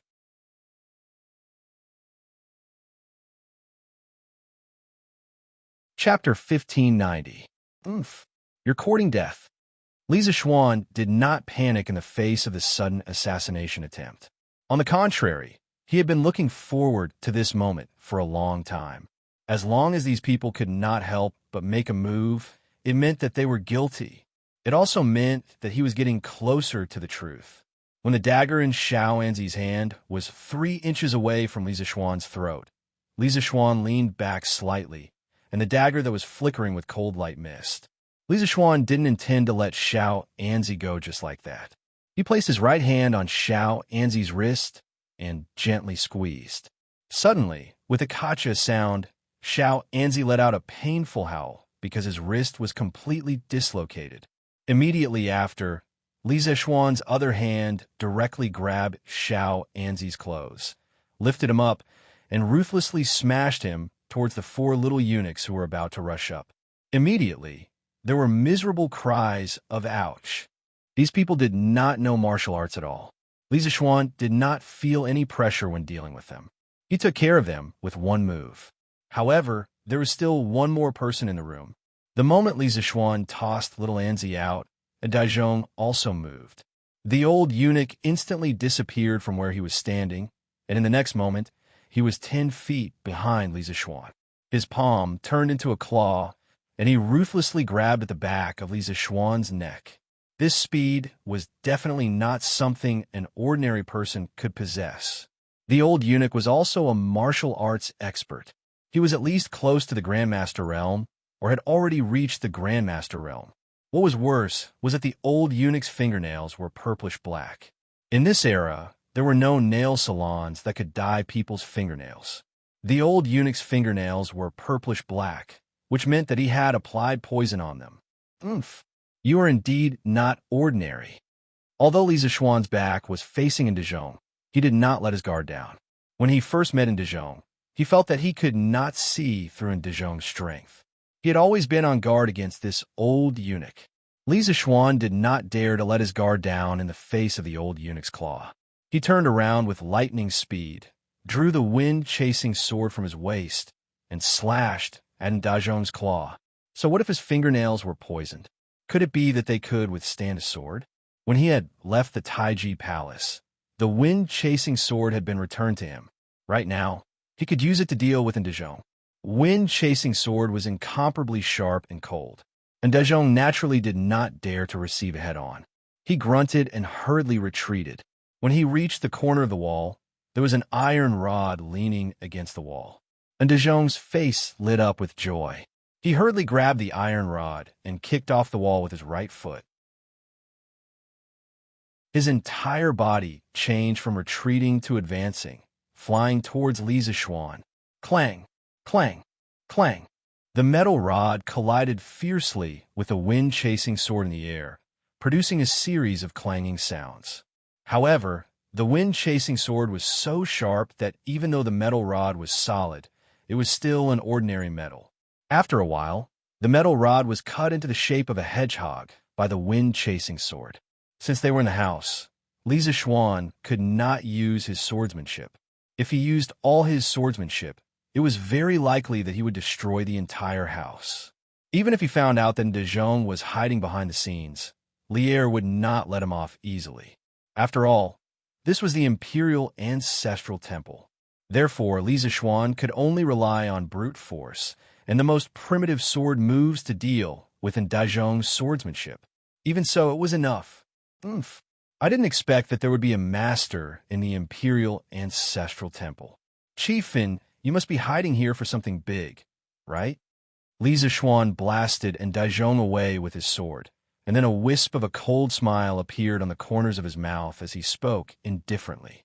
The Daizhong in front of him was only at the beginner stage of Grandmaster. Moreover, due to the fact that his body was damaged, his personal strength was weaker than an ordinary master. After Daizhong steadied himself, he took 2 deep breaths. Then, with a face full of resentment, he said, Li Zishuan, don't be conceited and arrogant just because you are strong in martial arts and are favored by the Emperor. There will be a day when you, your parents, and your wife will be beheaded because of your meddling in other people's business today. You will regret it. He. You, die. Li Zishuan's face turned cold.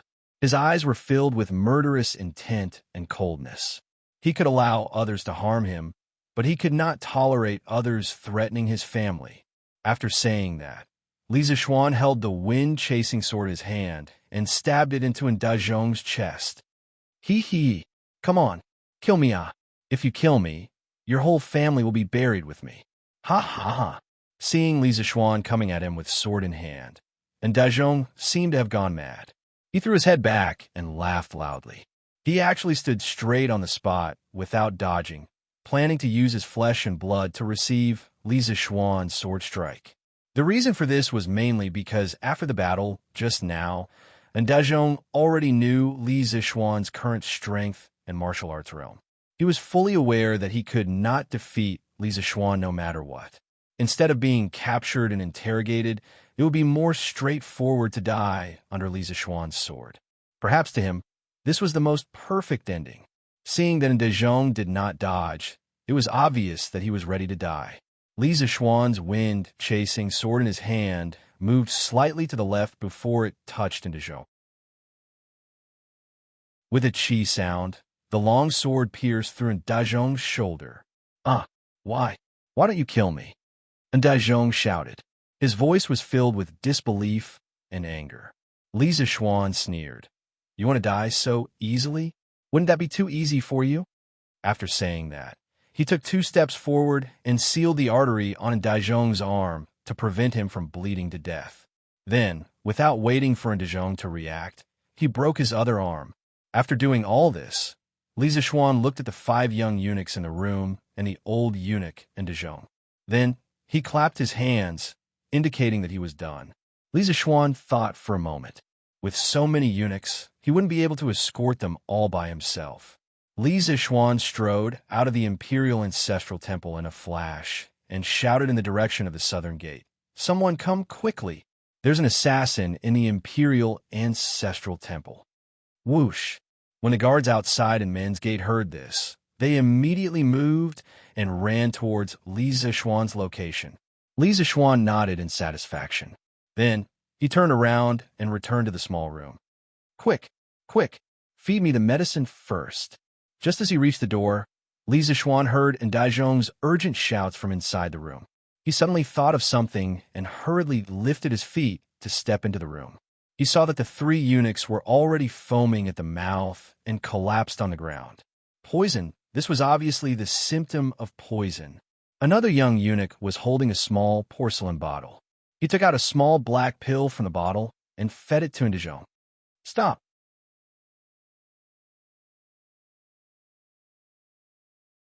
Chapter 1591.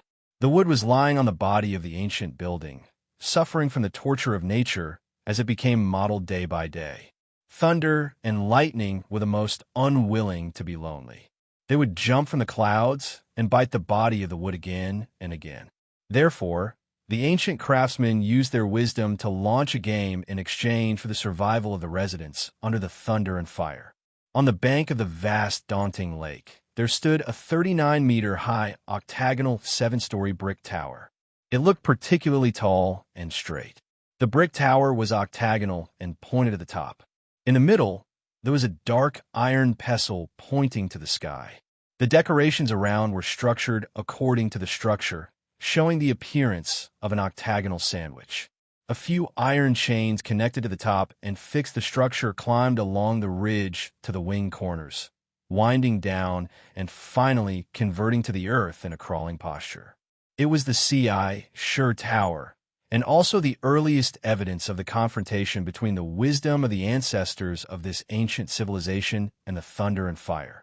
It was the combination of the iron pestle and the iron chains that enabled the ancient tower to escape from the thunder and fire countless times. The lightning rod was not a product of modern society. As early as more than 1,000 years ago, it appeared in the Central Plains. In the roasted scorch, there was such a record. In the Han Dynasty, Liang Hall was in a fire. A wizard suggested that a fishtail-shaped copper tile should be placed on the roof to prevent the fire caused by thunder and lightning. The fishtail-shaped tile on the roof was actually used as a lightning rod. It could be regarded as the prototype of the lightning rod. In ancient times, when the gods embraced each other, simple technology could only take root and sprout in the doubts of the ancestors by turning around the mountains around religion. Therefore, the ancestors' avoidance of thunder and lightning followed the civilization of that era and were herded in the river valley waiting for awakening. In the traditional culture of China, metaphysics was quite representative. such as the 5 elements and the 8 trigrams. In the field of the 8 trigrams, the Zhun hexagram represented thunder. After combining the positions, there are also South Li, North Can, East Zhun, West Dui, as well as South Sparrow, North Black Tortoise, Turtle Snake, East Azure Dragon, West White Tiger. Therefore, under the presumption of the magicians, the ancients unanimously formed the thought that thunder followed the dragon. From then on, in order to prevent buildings from being struck by lightning, the forebears had to construct and install lightning protection facilities, which were known as dragon suppression. Therefore, in the extraordinary appearance of the ancient buildings, many lightning arresters known as dragon guards began to grow and multiply on the bodies of the ancient buildings in China. For example, in China, the tip of some ancient towers was often coated with a layer of metal membrane. Then, it was connected to the central pillar of the underground tower using a material that was easy to conduct electricity. The end of the pillar was connected to the dragon cave, where the metal was stored.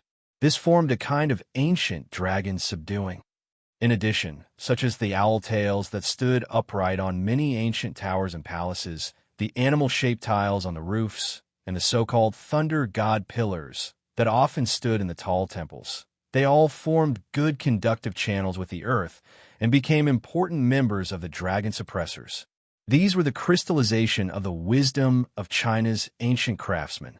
For thousands of years, our ancestors had used extreme ingenuity to develop the simple science into a shocking appearance.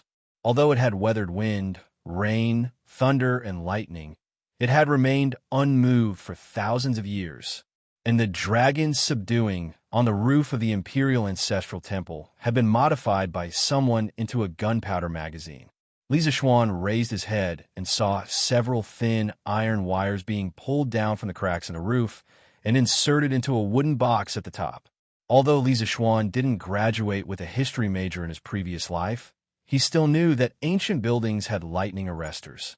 Besides, even if he didn't know this in his previous life, he still had the memories of his previous life.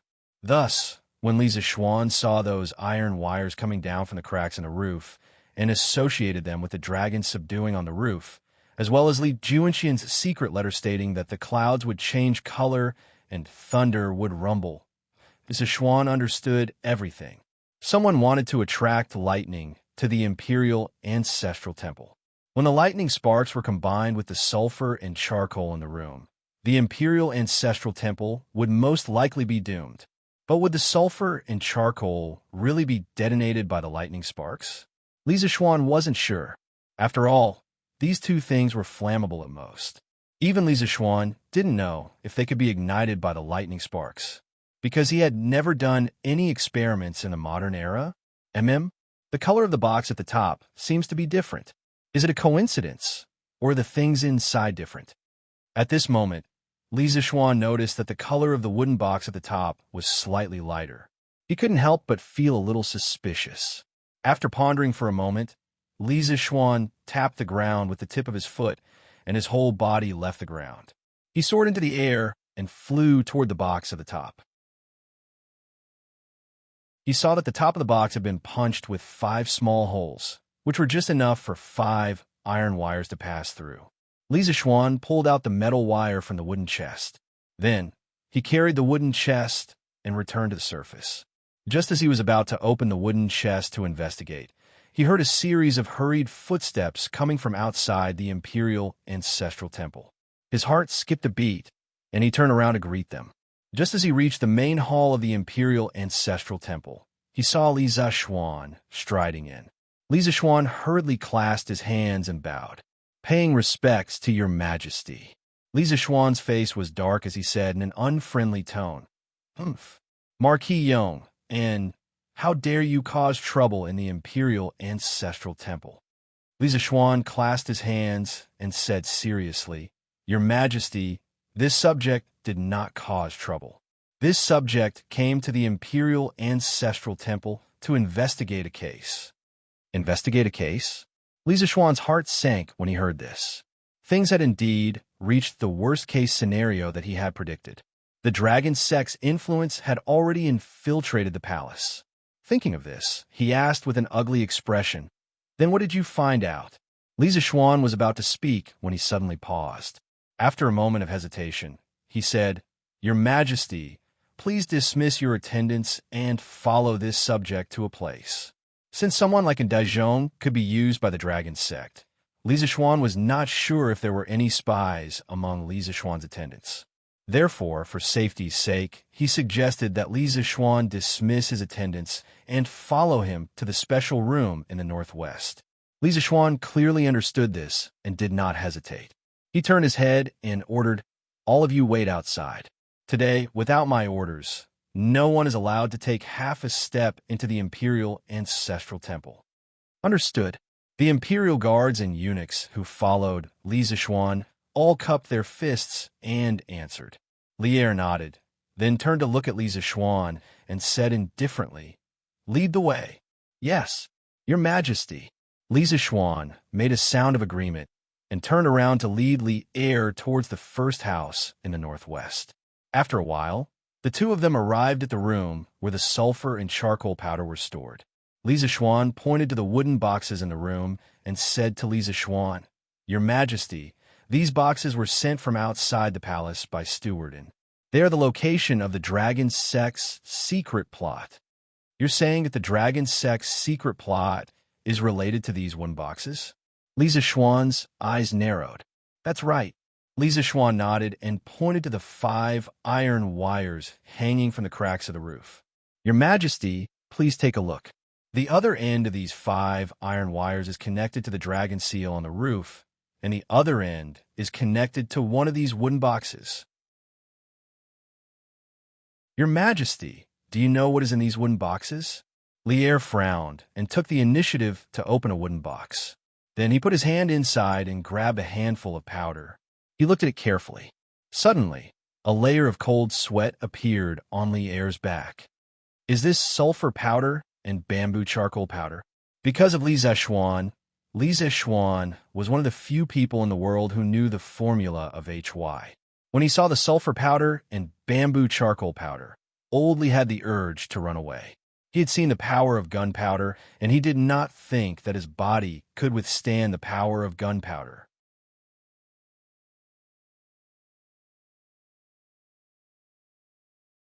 Chapter 1592. Tomorrow morning, the heavenly dragon rebels will attack the city. If we check the army before the battle, it will shake the morale of the army. In the imperial ancestral temple, Lier was silent for a while before he faintly sighed and said. Li Zhishuan was silent. Although he was worried that some of the soldiers would defect to the dragon sect, he had to admit that Lier's words made sense. Checking the army at this time would indeed shake the morale of the army. It was simply giving the dragon sect a chance. After a moment of silence, Lier's eyes narrowed as he continued. The dragon sect used the Jasper Lake holy water to lure people into their sect. Those people who were deceived didn't work all day and even spent all their wealth just to join the dragon sect and obtain the Jasper Lake holy water. The dragon sect used demonic arts and holy water to confuse the common people. This emperor does not believe that this emperor's army will defect to the dragon sect and betray this emperor.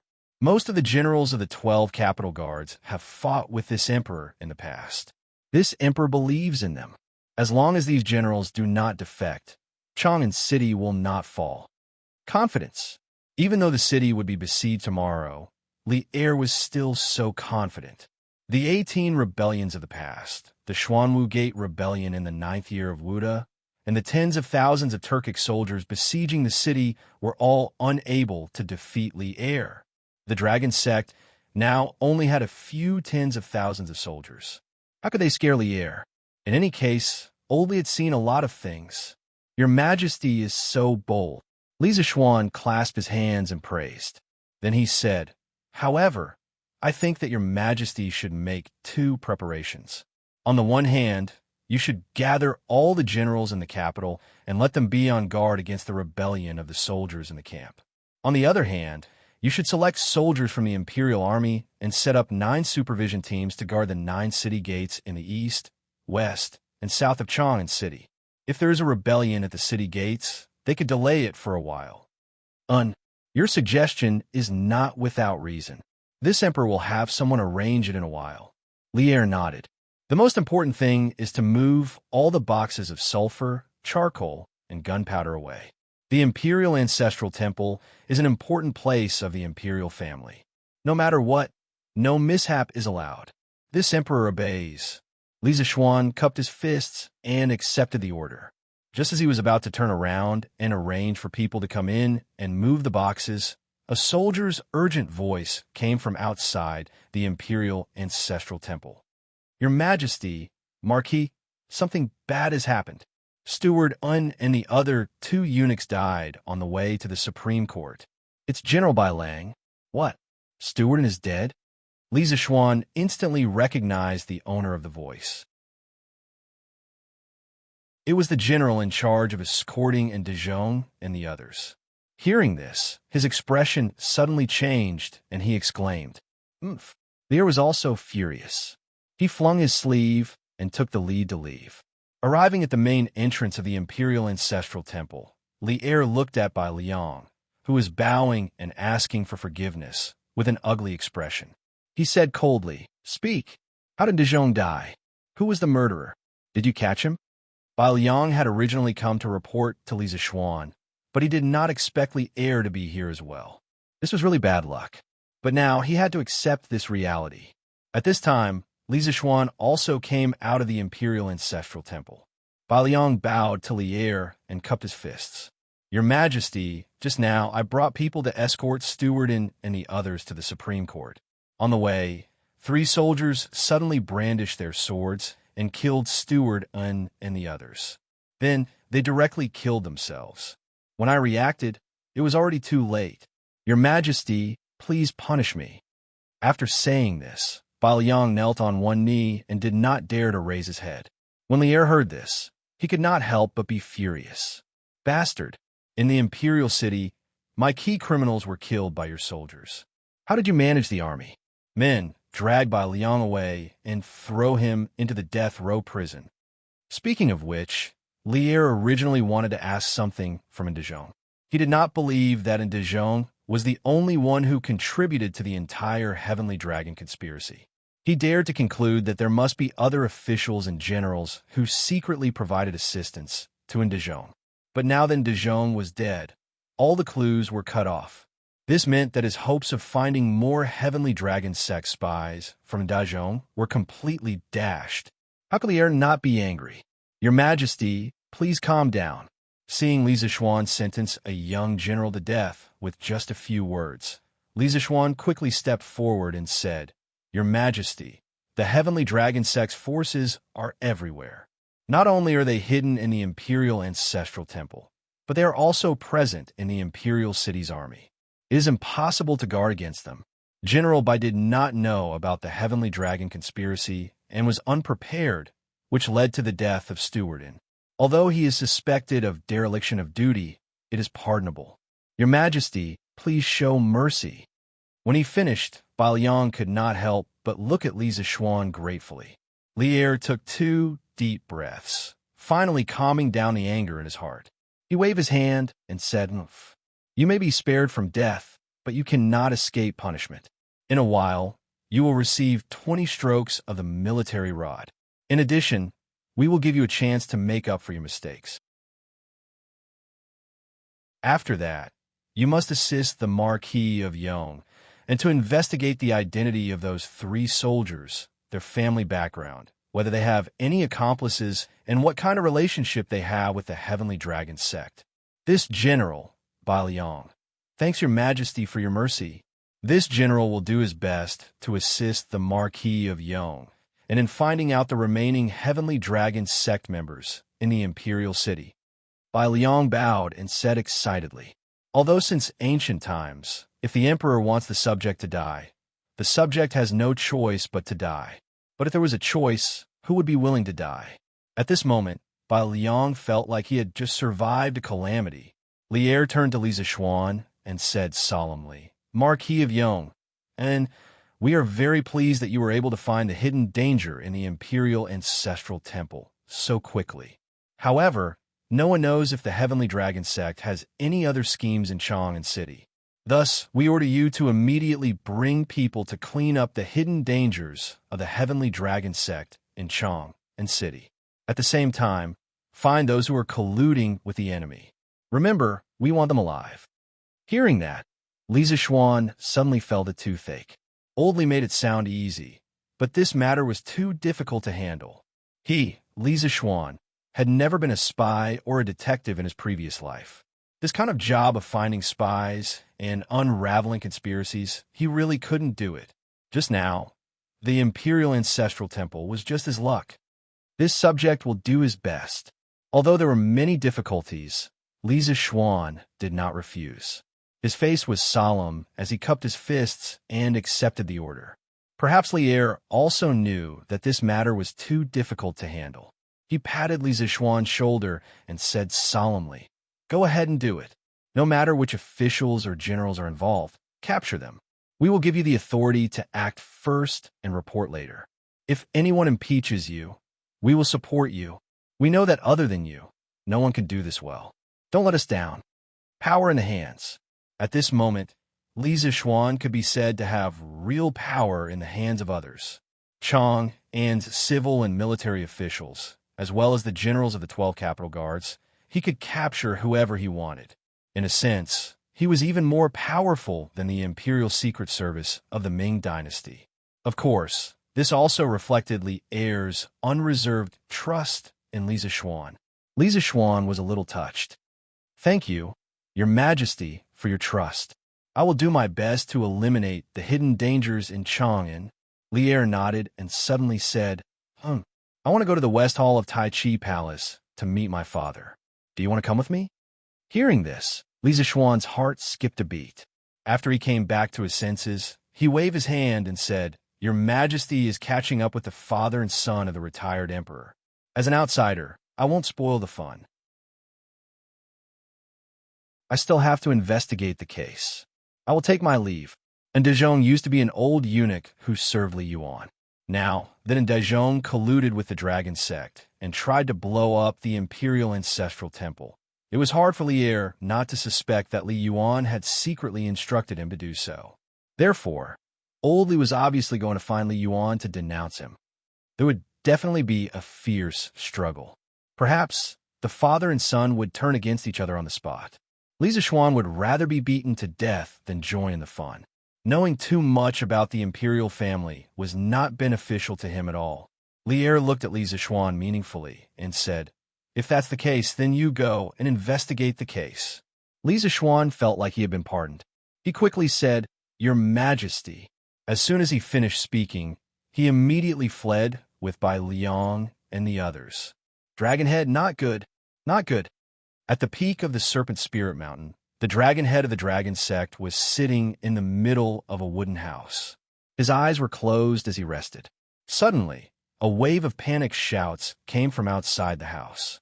Not long after, Zhang Liang, the judge of the broken finger, ran in a panic. The iron-masked man suddenly opened his eyes. He then asked indifferently, "Why are you so alarmed?"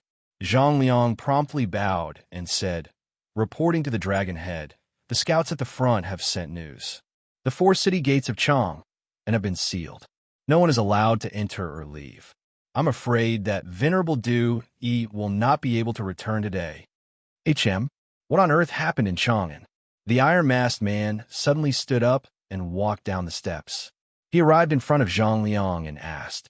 Zhang Liang hesitated for a moment before replying, "We bribed one of the city gate guards. Reportedly, someone in the city attempted to kidnap the crown prince and Princess Changle. In a rage, Li Shimin gave the order to seal the city gates and pursue the culprit. Bastard, muddle-headed." The iron-masked man could not help but coldly snort, saying, "This is definitely Du Yi's idea." At such a critical moment, he actually caused problems for this seat. If Li Shimin is alerted and takes precautions in advance, this seat will dismember Du Yi into 10,000 pieces. Hearing that his competitor was unlucky, Zhang Liang could not help but secretly rejoice. However, it was only for a moment. This was because he knew that his fate had long since been firmly tied to the dragon sect. If the dragon sect did not succeed this time, his fate would be extremely miserable. Dragonhead, since the 4 city gates of Chang have not been opened, it means that Li Shimin has not captured Venerable Du Yi and the others. Moreover, there are still many disciples of our sect in Chang, and they will definitely assist Venerable Du Yi in evading the imperial court's pursuit. Dragonhead need not be overly worried. Zhang Liang bowed slightly and said.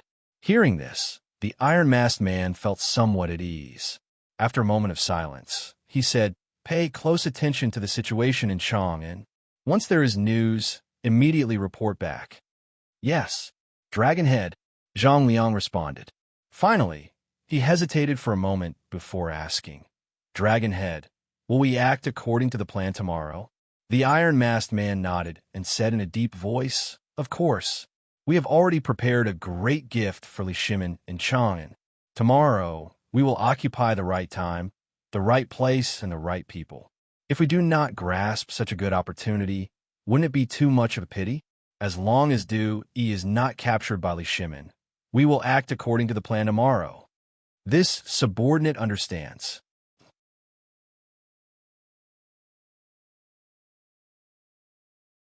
Chapter 1593. Uncle Master, you're back? By the way, where's my husband? At noon, Han Yushi had already prepared the meal, but she didn't see Li Zixuan. After waiting for a long time, Han Yushi finally saw a middle-aged man in a Taoist robe on the path outside the courtyard. She quickly opened the courtyard door and went out to greet him. However, there was only Xianqing outside the courtyard door, and Li Zixuan was nowhere to be seen. So Han Yushi asked. Xianqing got off the horse and said lightly, There's a big case in Chang City. The crown prince and the princess were almost kidnapped. His Majesty ordered the 4 city gates to be sealed, and Xian was ordered to lead people to track down the assassin. I'm afraid he won't be back for a while.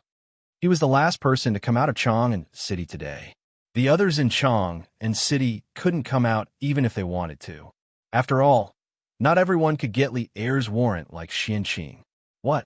The crown prince and the princess were almost kidnapped? Han Yushi was shocked and couldn't help but worry.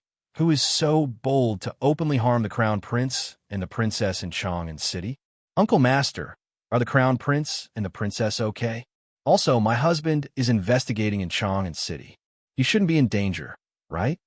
Seeing the sincere feelings in Han Yushi's eyes, Xianqing couldn't help but nod secretly. He was happy that Li Zixuan had found a wife who was truly in love with him. Xian and I arrived in time, so the crown prince and the princess are safe. As for Xian's safety, you don't have to worry. The assassin has alerted His Majesty, and the city defense in Chang City will be strengthened. Besides, Xian's martial arts are now considered to be a small success. It won't be easy for others to hurt him. Xianqing paused for a moment and said. Hearing this, Han Yushi couldn't help but breathe a sigh of relief. When she was about to speak, she heard the sound of a carriage not far away. Looking over, she saw a carriage slowly coming here. Looking at the sign, it was the carriage of the Leaf family. Father and mother are here. The carriage came to the gate of the courtyard, and Han Yushi hurried to greet them. The curtain opened, and a head popped out. It was Lan followed by Father Li and Madam Li. Father, mother, why are you here? Han Yushi went forward to support Madam Li's arm and asked casually. Li Zixuan had rushed back to Cloud Mountain last night and didn't have the time to return to the Marquis's residence in Lantian County. Before the morning court session, Li Zixuan had told Han Yushi that he would bring her back to Lantian County in the afternoon. In the morning, Han Yushi had also sent a family guard to the Marquis's residence to inform Father and Madam Li that Li Zixuan had already returned to Cloud Mountain and would return to the Marquis's residence in the afternoon. Han Yushi did not expect Li Jingma, Madam Li, and Lan to come directly to Cloud Mountain. Hey, isn't it all because of your mother? Once she heard that Xian had returned, how could she still be willing to wait bitterly in a manner? She kept urging this old man to quickly pack up and come to Cloud Mountain. Hearing Han Yushi's question, Li Jingma couldn't help but stroke his beard. Mrs. Li glared at her husband and said unhappily, "Master, you're still scolding me?" Previously, when I heard that little Xian had returned to Cloud Mountain, I don't know who was the one who walked around in the study alone and muttered for half a day. If I didn't urge you to come over, I'm afraid our study would have been flattened by you. Li Jingma's face instantly turned red. Then, he became angry from embarrassment and said, You. Women are really unreasonable. I can't be bothered to talk to you. Yushi, this is? Li Jingma was about to walk towards the side courtyard when he finally noticed Xian Qing standing at the side. Li Jingma couldn't help but ask. Only then did Han Yushi react and hurriedly introduced, "Father, mother, this is husband's martial uncle. The family guard in the manor should have told you before. This time, martial uncle had helped husband a lot in the north." Xian Qing stood up and cupped his hands. This humble Taoist Xian Qing from Dragon Tiger Mountain greets Master Li and Madam Li. Hearing this, Li Jingma and Madam Li were shocked. Father Li hurriedly cupped his hands and bowed. "So, it's martial uncle from the same sect as little Xian. Sorry for the disrespect." Madam Li also bowed and said respectfully, little Xian was apprenticed to Taoist priest Spirit Void in the early years. During this period, Taoist priest Spirit Void has taken great care of little Xian. Taoist priest Xian Qing, please come in. It's noon. This old woman will personally cook a few good dishes to entertain Taoist priest. Li Jingma and Madam Li were grateful to Taoist priest Spirit Void from the bottom of their hearts. If Taoist priest Spirit Void hadn't brought Li Zishuan back to Dragon Tiger Mountain to recuperate and learn martial arts, Li Zishuan might have died when he was 7 or 8 years old. Therefore, after hearing about Xian Qing's identity, Father Li and Madam Li immediately treated Xian Qing as the most distinguished guest. "Both of you are welcome. Little Xian is your son and my martial nephew. It's natural for martial uncle to take care of his martial nephew." Xian Qing cupped his hands and bowed back.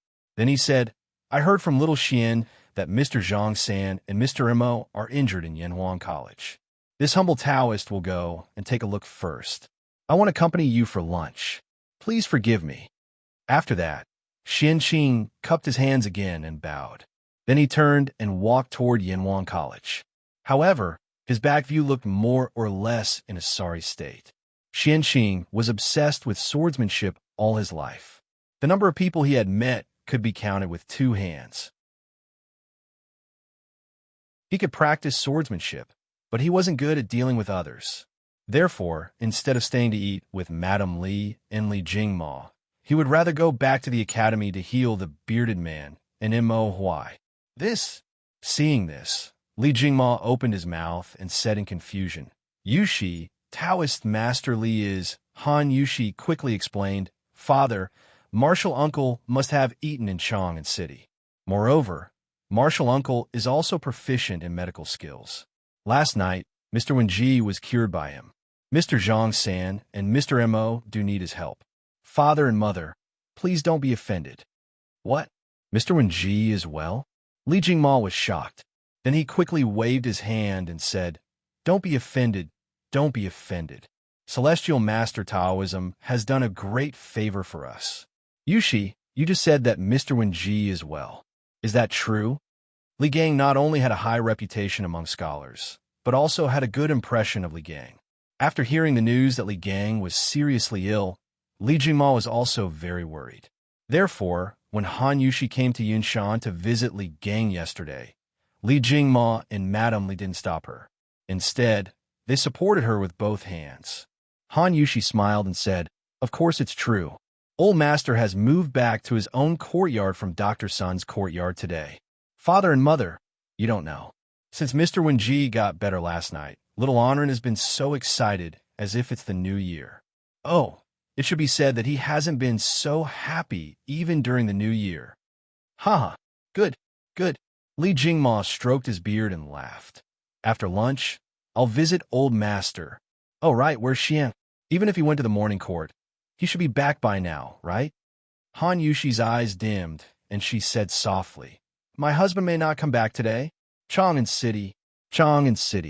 The kidnapping incident in Shi City and the subsequent closure of the city gates made the people in Chang and city feel a trace of solemn atmosphere.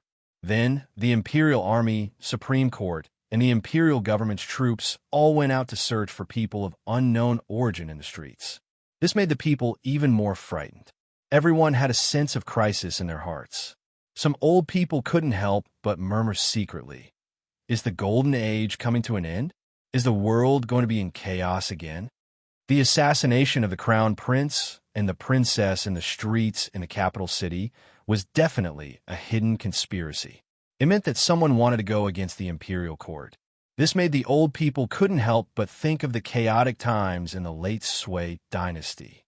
Marquis, the Military Weapons Bureau, Zongjing Temple, and Zongling Temple have all been investigated.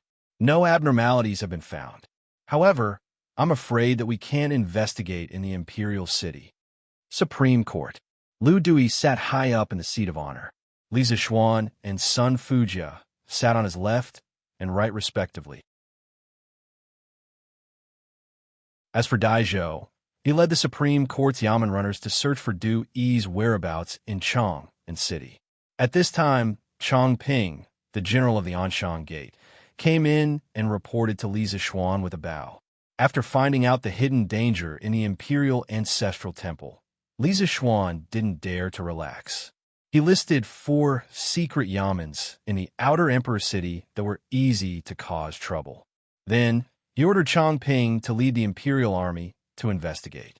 The key was to check if there were dangerous flammable and explosive materials such as sulfur, charcoal powder, fireworks, and gunpowder. Previously, Chang Ping failed in escorting the criminals. If Li Zixuan hadn't pleaded for him, he would have been beheaded by Li Zixuan. Therefore, he was very grateful to Li Zixuan. He was even more alert and attentive to what Li Zixuan ordered him to do. On the one hand, he wanted to repay Li Zixuan. On the other hand, he wanted to make up for his mistakes. Therefore, the 4 secret yamens were almost turned upside down by Chang Ping.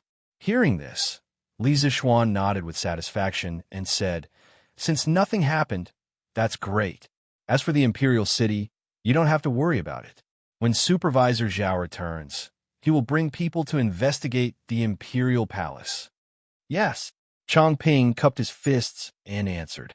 Li Zixuan thought for a while and ordered, "Although in Dijon and the other 2 eunuchs were killed, there must be their accomplices among the people they were in contact with. Chang Ping, immediately arrest these people and interrogate them one by one. If necessary, you can use torture. As for the 3 soldiers who killed in Dijon and the other 2, immediately find out who they have been in contact with recently and where they have been. Arrest all the suspects and bring them to the Supreme Court. Do you understand?" Chang Ping's face turned serious. He cupped his fists and said, "Yes, this general understands." At this time, Sun Fujia could not help but say, "Marquis, criminal investigation and investigation are not General Chang's specialties. This official request to investigate with General Chang." Hearing this, Lu Dui could not help but nod and said, "What Sun Tingwei said is reasonable. Investigating the spies and eliminating the hidden dangers in the Imperial City is the responsibility of the Supreme Court. I am grateful that Marquis helped me. However, how can the Supreme Court stand by and do nothing? In this case, the Supreme Court has to help no matter what. They were not trying to steal the credit. The Supreme Court was already guilty of dereliction of duty for the assassination in Shi City and the mind-burying incident in the Imperial Ancestral Temple. If they did not do anything to make up for their mistakes, it would be unreasonable." Li Zixuan nodded and cupped his fists. "As it should be. Then I will have to trouble Sun Tingwei. Marquis, you are too kind." Sun Fujiao politely cupped her fists and returned a bow to Li Zixuan. Then she stood up and left the hall with Chang Ping. In the blink of an eye, only Li Zixuan and Lu Dui were left in the hall. After a few moments of silence, Lu Dui said, "Marquis is a young hero. He single-handedly saw through the schemes of the Heavenly Dragon sect. Otherwise, the Imperial Ancestral Temple would have been destroyed by lightning tomorrow, and this old man would have died 10,000 deaths. For this matter, this Lu and the Supreme Court owe Marquis a great favor. After saying this, Lu Dui stood up and clasped his fists to Li Zishuan. Before Chongping had come to report, Li Zishuan had told Lu Dui and Sun Fujia about Li Juanxian's secret letter and what they had experienced in the Imperial Ancestral Temple. Firstly, the Supreme Court needed to help solve the case and needed to know some inside information. Secondly, Lu Dui and Sun Fujia had always been staunch supporters of the Qin King's faction. They would never collude with the Heavenly Dragon sect. By telling them, Li Zishuan did not need to worry that they would leak the secret. Official Lu's words are too serious. You and I are both His Majesty's subjects. We eat from the sovereign and share the sovereign's burdens. This is what this Marquis should do. Li Zishuan hastily got up and clasped his fists in return.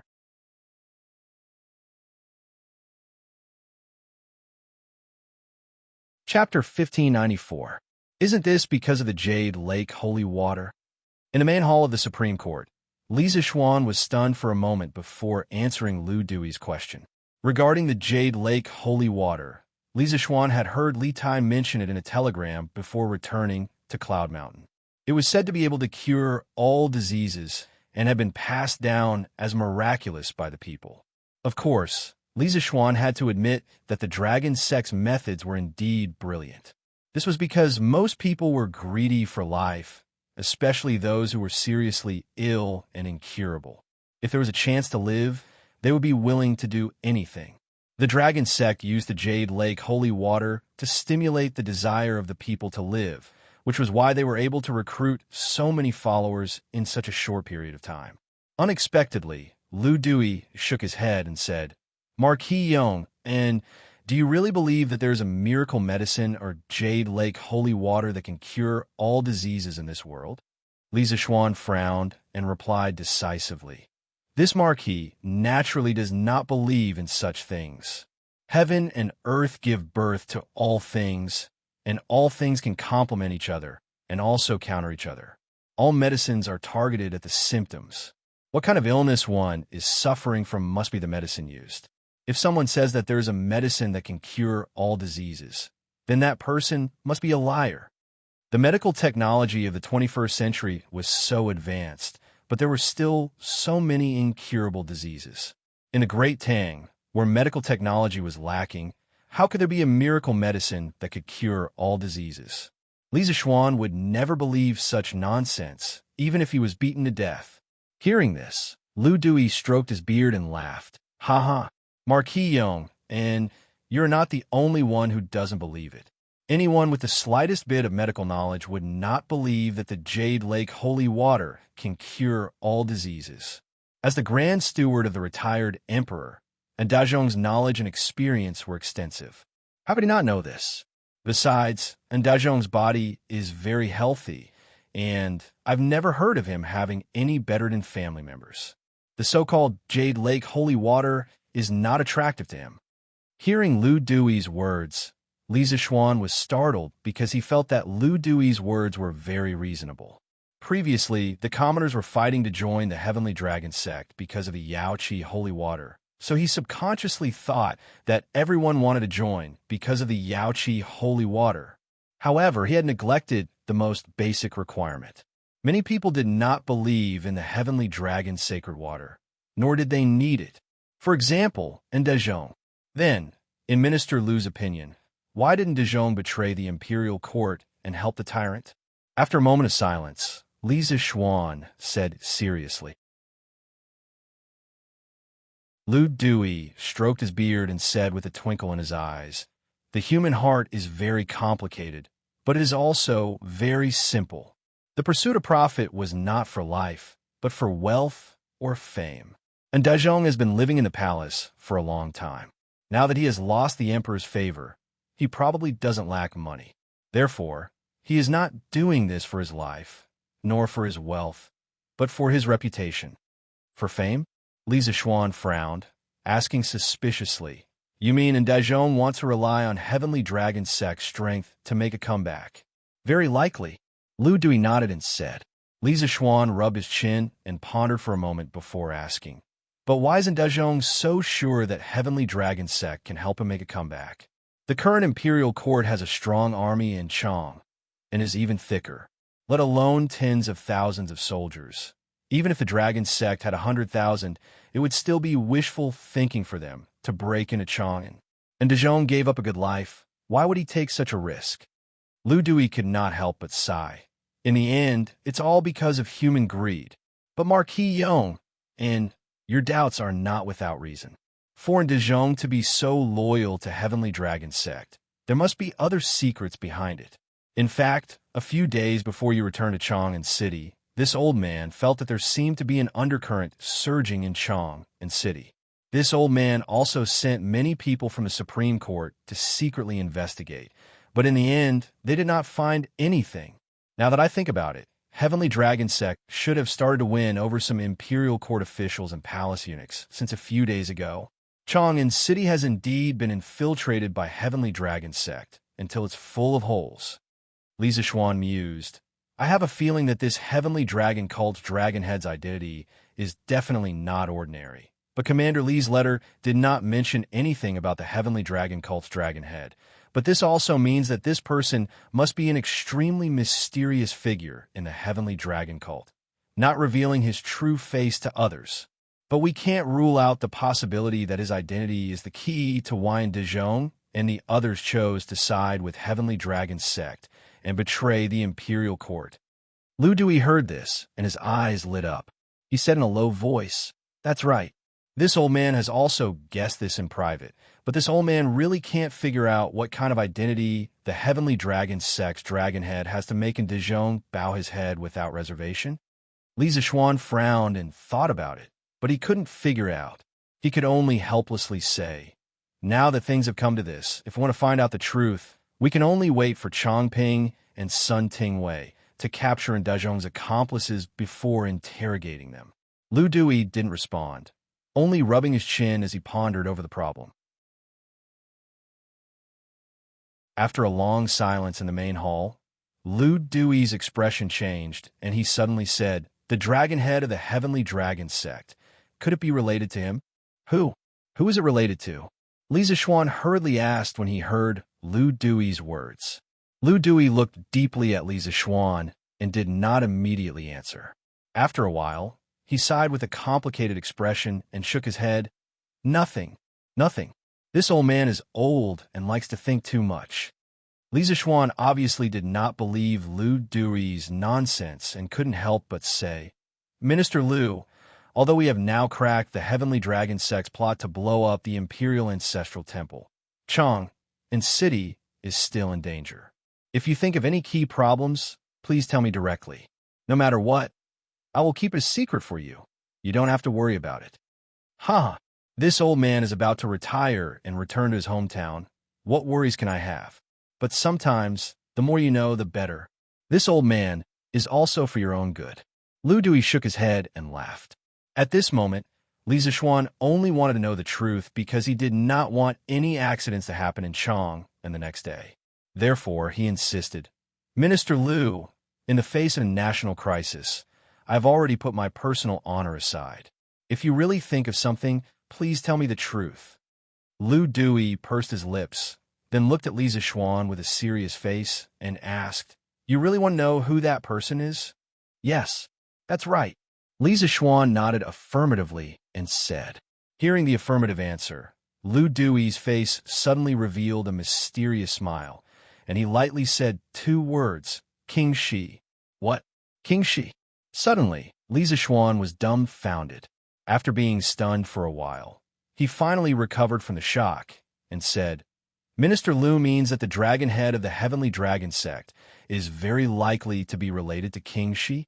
How is this possible? Why is it impossible?" Lu Dui said in a deep voice, "In today's world, to be able to win over so many officials and eunuchs in such a short time, this old man really doesn't know who has such great charm and influence other than the current emperor and King Shi and Marquis Yong, and don't forget that the current emperor is after all not in the right position. The imperial court seems to be harmonious, but who knows how many people are still on King Shi's side. At this time, if someone uses the name of King Shi to gather them and ask them to conspire, do you think they will agree? Bang, bang, bang. The two words King Shi directly made Li Zishuan's heart beat faster, because these two words were a taboo in the imperial court and no one dared to mention it openly. But Lu Dui's following words made Li Zishuan even more shocked. What did he mean by the current emperor is, after all, not in the right position? Big brother, although this is something that everyone knows, you can't say it out like this. What's wrong with old Lu today? Why does he dare to say anything? Li Zishuan couldn't help but mutter in his heart. In his mind, Lu Dui used to be a very cautious, mature, and solemn person. He spoke with a sense of propriety. He would only say things that should be said and would never reveal anything that shouldn't be said. But why was he acting so different today? In fact, the reason behind it was very simple and not as complicated as Li Zishuan thought. Lu Dui only had the thought of retiring, and he wanted to guide the younger generation before retiring. That was all. If not for this, he wouldn't have said those words, even if he was beaten to death. But didn't King Shi die back then? Li Zishuan racked his brains for a long time, but he couldn't think of a reason. He could only put this question aside for the time being and ask instead. Lu Dui said faintly, "Although King Shi is dead, there are still remnants in the world. A few days ago, I went through the files of the Supreme Court for nearly a year, and I really found a case related to King Shi." Hearing this, Li Zishuan immediately perked up, only to hear Lu Dui continue. In March this year, Wang Renbiao, the provincial governor of Qizhou, reported that Zhang Liang, the former county magistrate of Yong County, attempted to rape Li Jingchu, a commoner, and used King Shi's gold medallion to harm Li Jingchu's family. At that time, Wang Renbiao took office in Qizhou. Li Jingchu carried a coffin to block the city gate and cried about her grievances. After the matter was exposed, Zhang Liang disappeared. Li Zishuan was shocked because he was too familiar with this matter. Half a month ago, he went to the north to kill locusts. When he passed by Qizhou, he had secretly matched Wang Renbiao and Li Jingchu. However, after he finished matching Wang Renbiao and Li Jingchu, he put this matter to the back of his mind. He didn't connect this matter to the case of the dragon sect.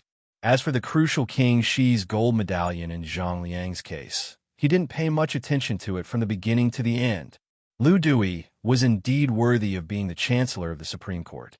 His meticulous logic and meticulous observation skills were able to link two seemingly unrelated matters together in such a reasonable manner. At this moment, Li Zishuan couldn't help admiring old Lu's ability to solve cases. Sure enough, there was a specialization in this field. Old Lu's specialty was investigation and trial. This time, he chose to cooperate with the Supreme Court to investigate the case, which was indeed a wise move. Chancellor Lu, I also heard about this from Renbiao. According to your analysis, this Zhang Liang is a remnant of King Shi, and it is very likely that he is in the dragon sect at this moment. You're tuning in to the Warrior Lore YouTube channel. Don't forget to subscribe and join us on this journey to catch the most captivating stories.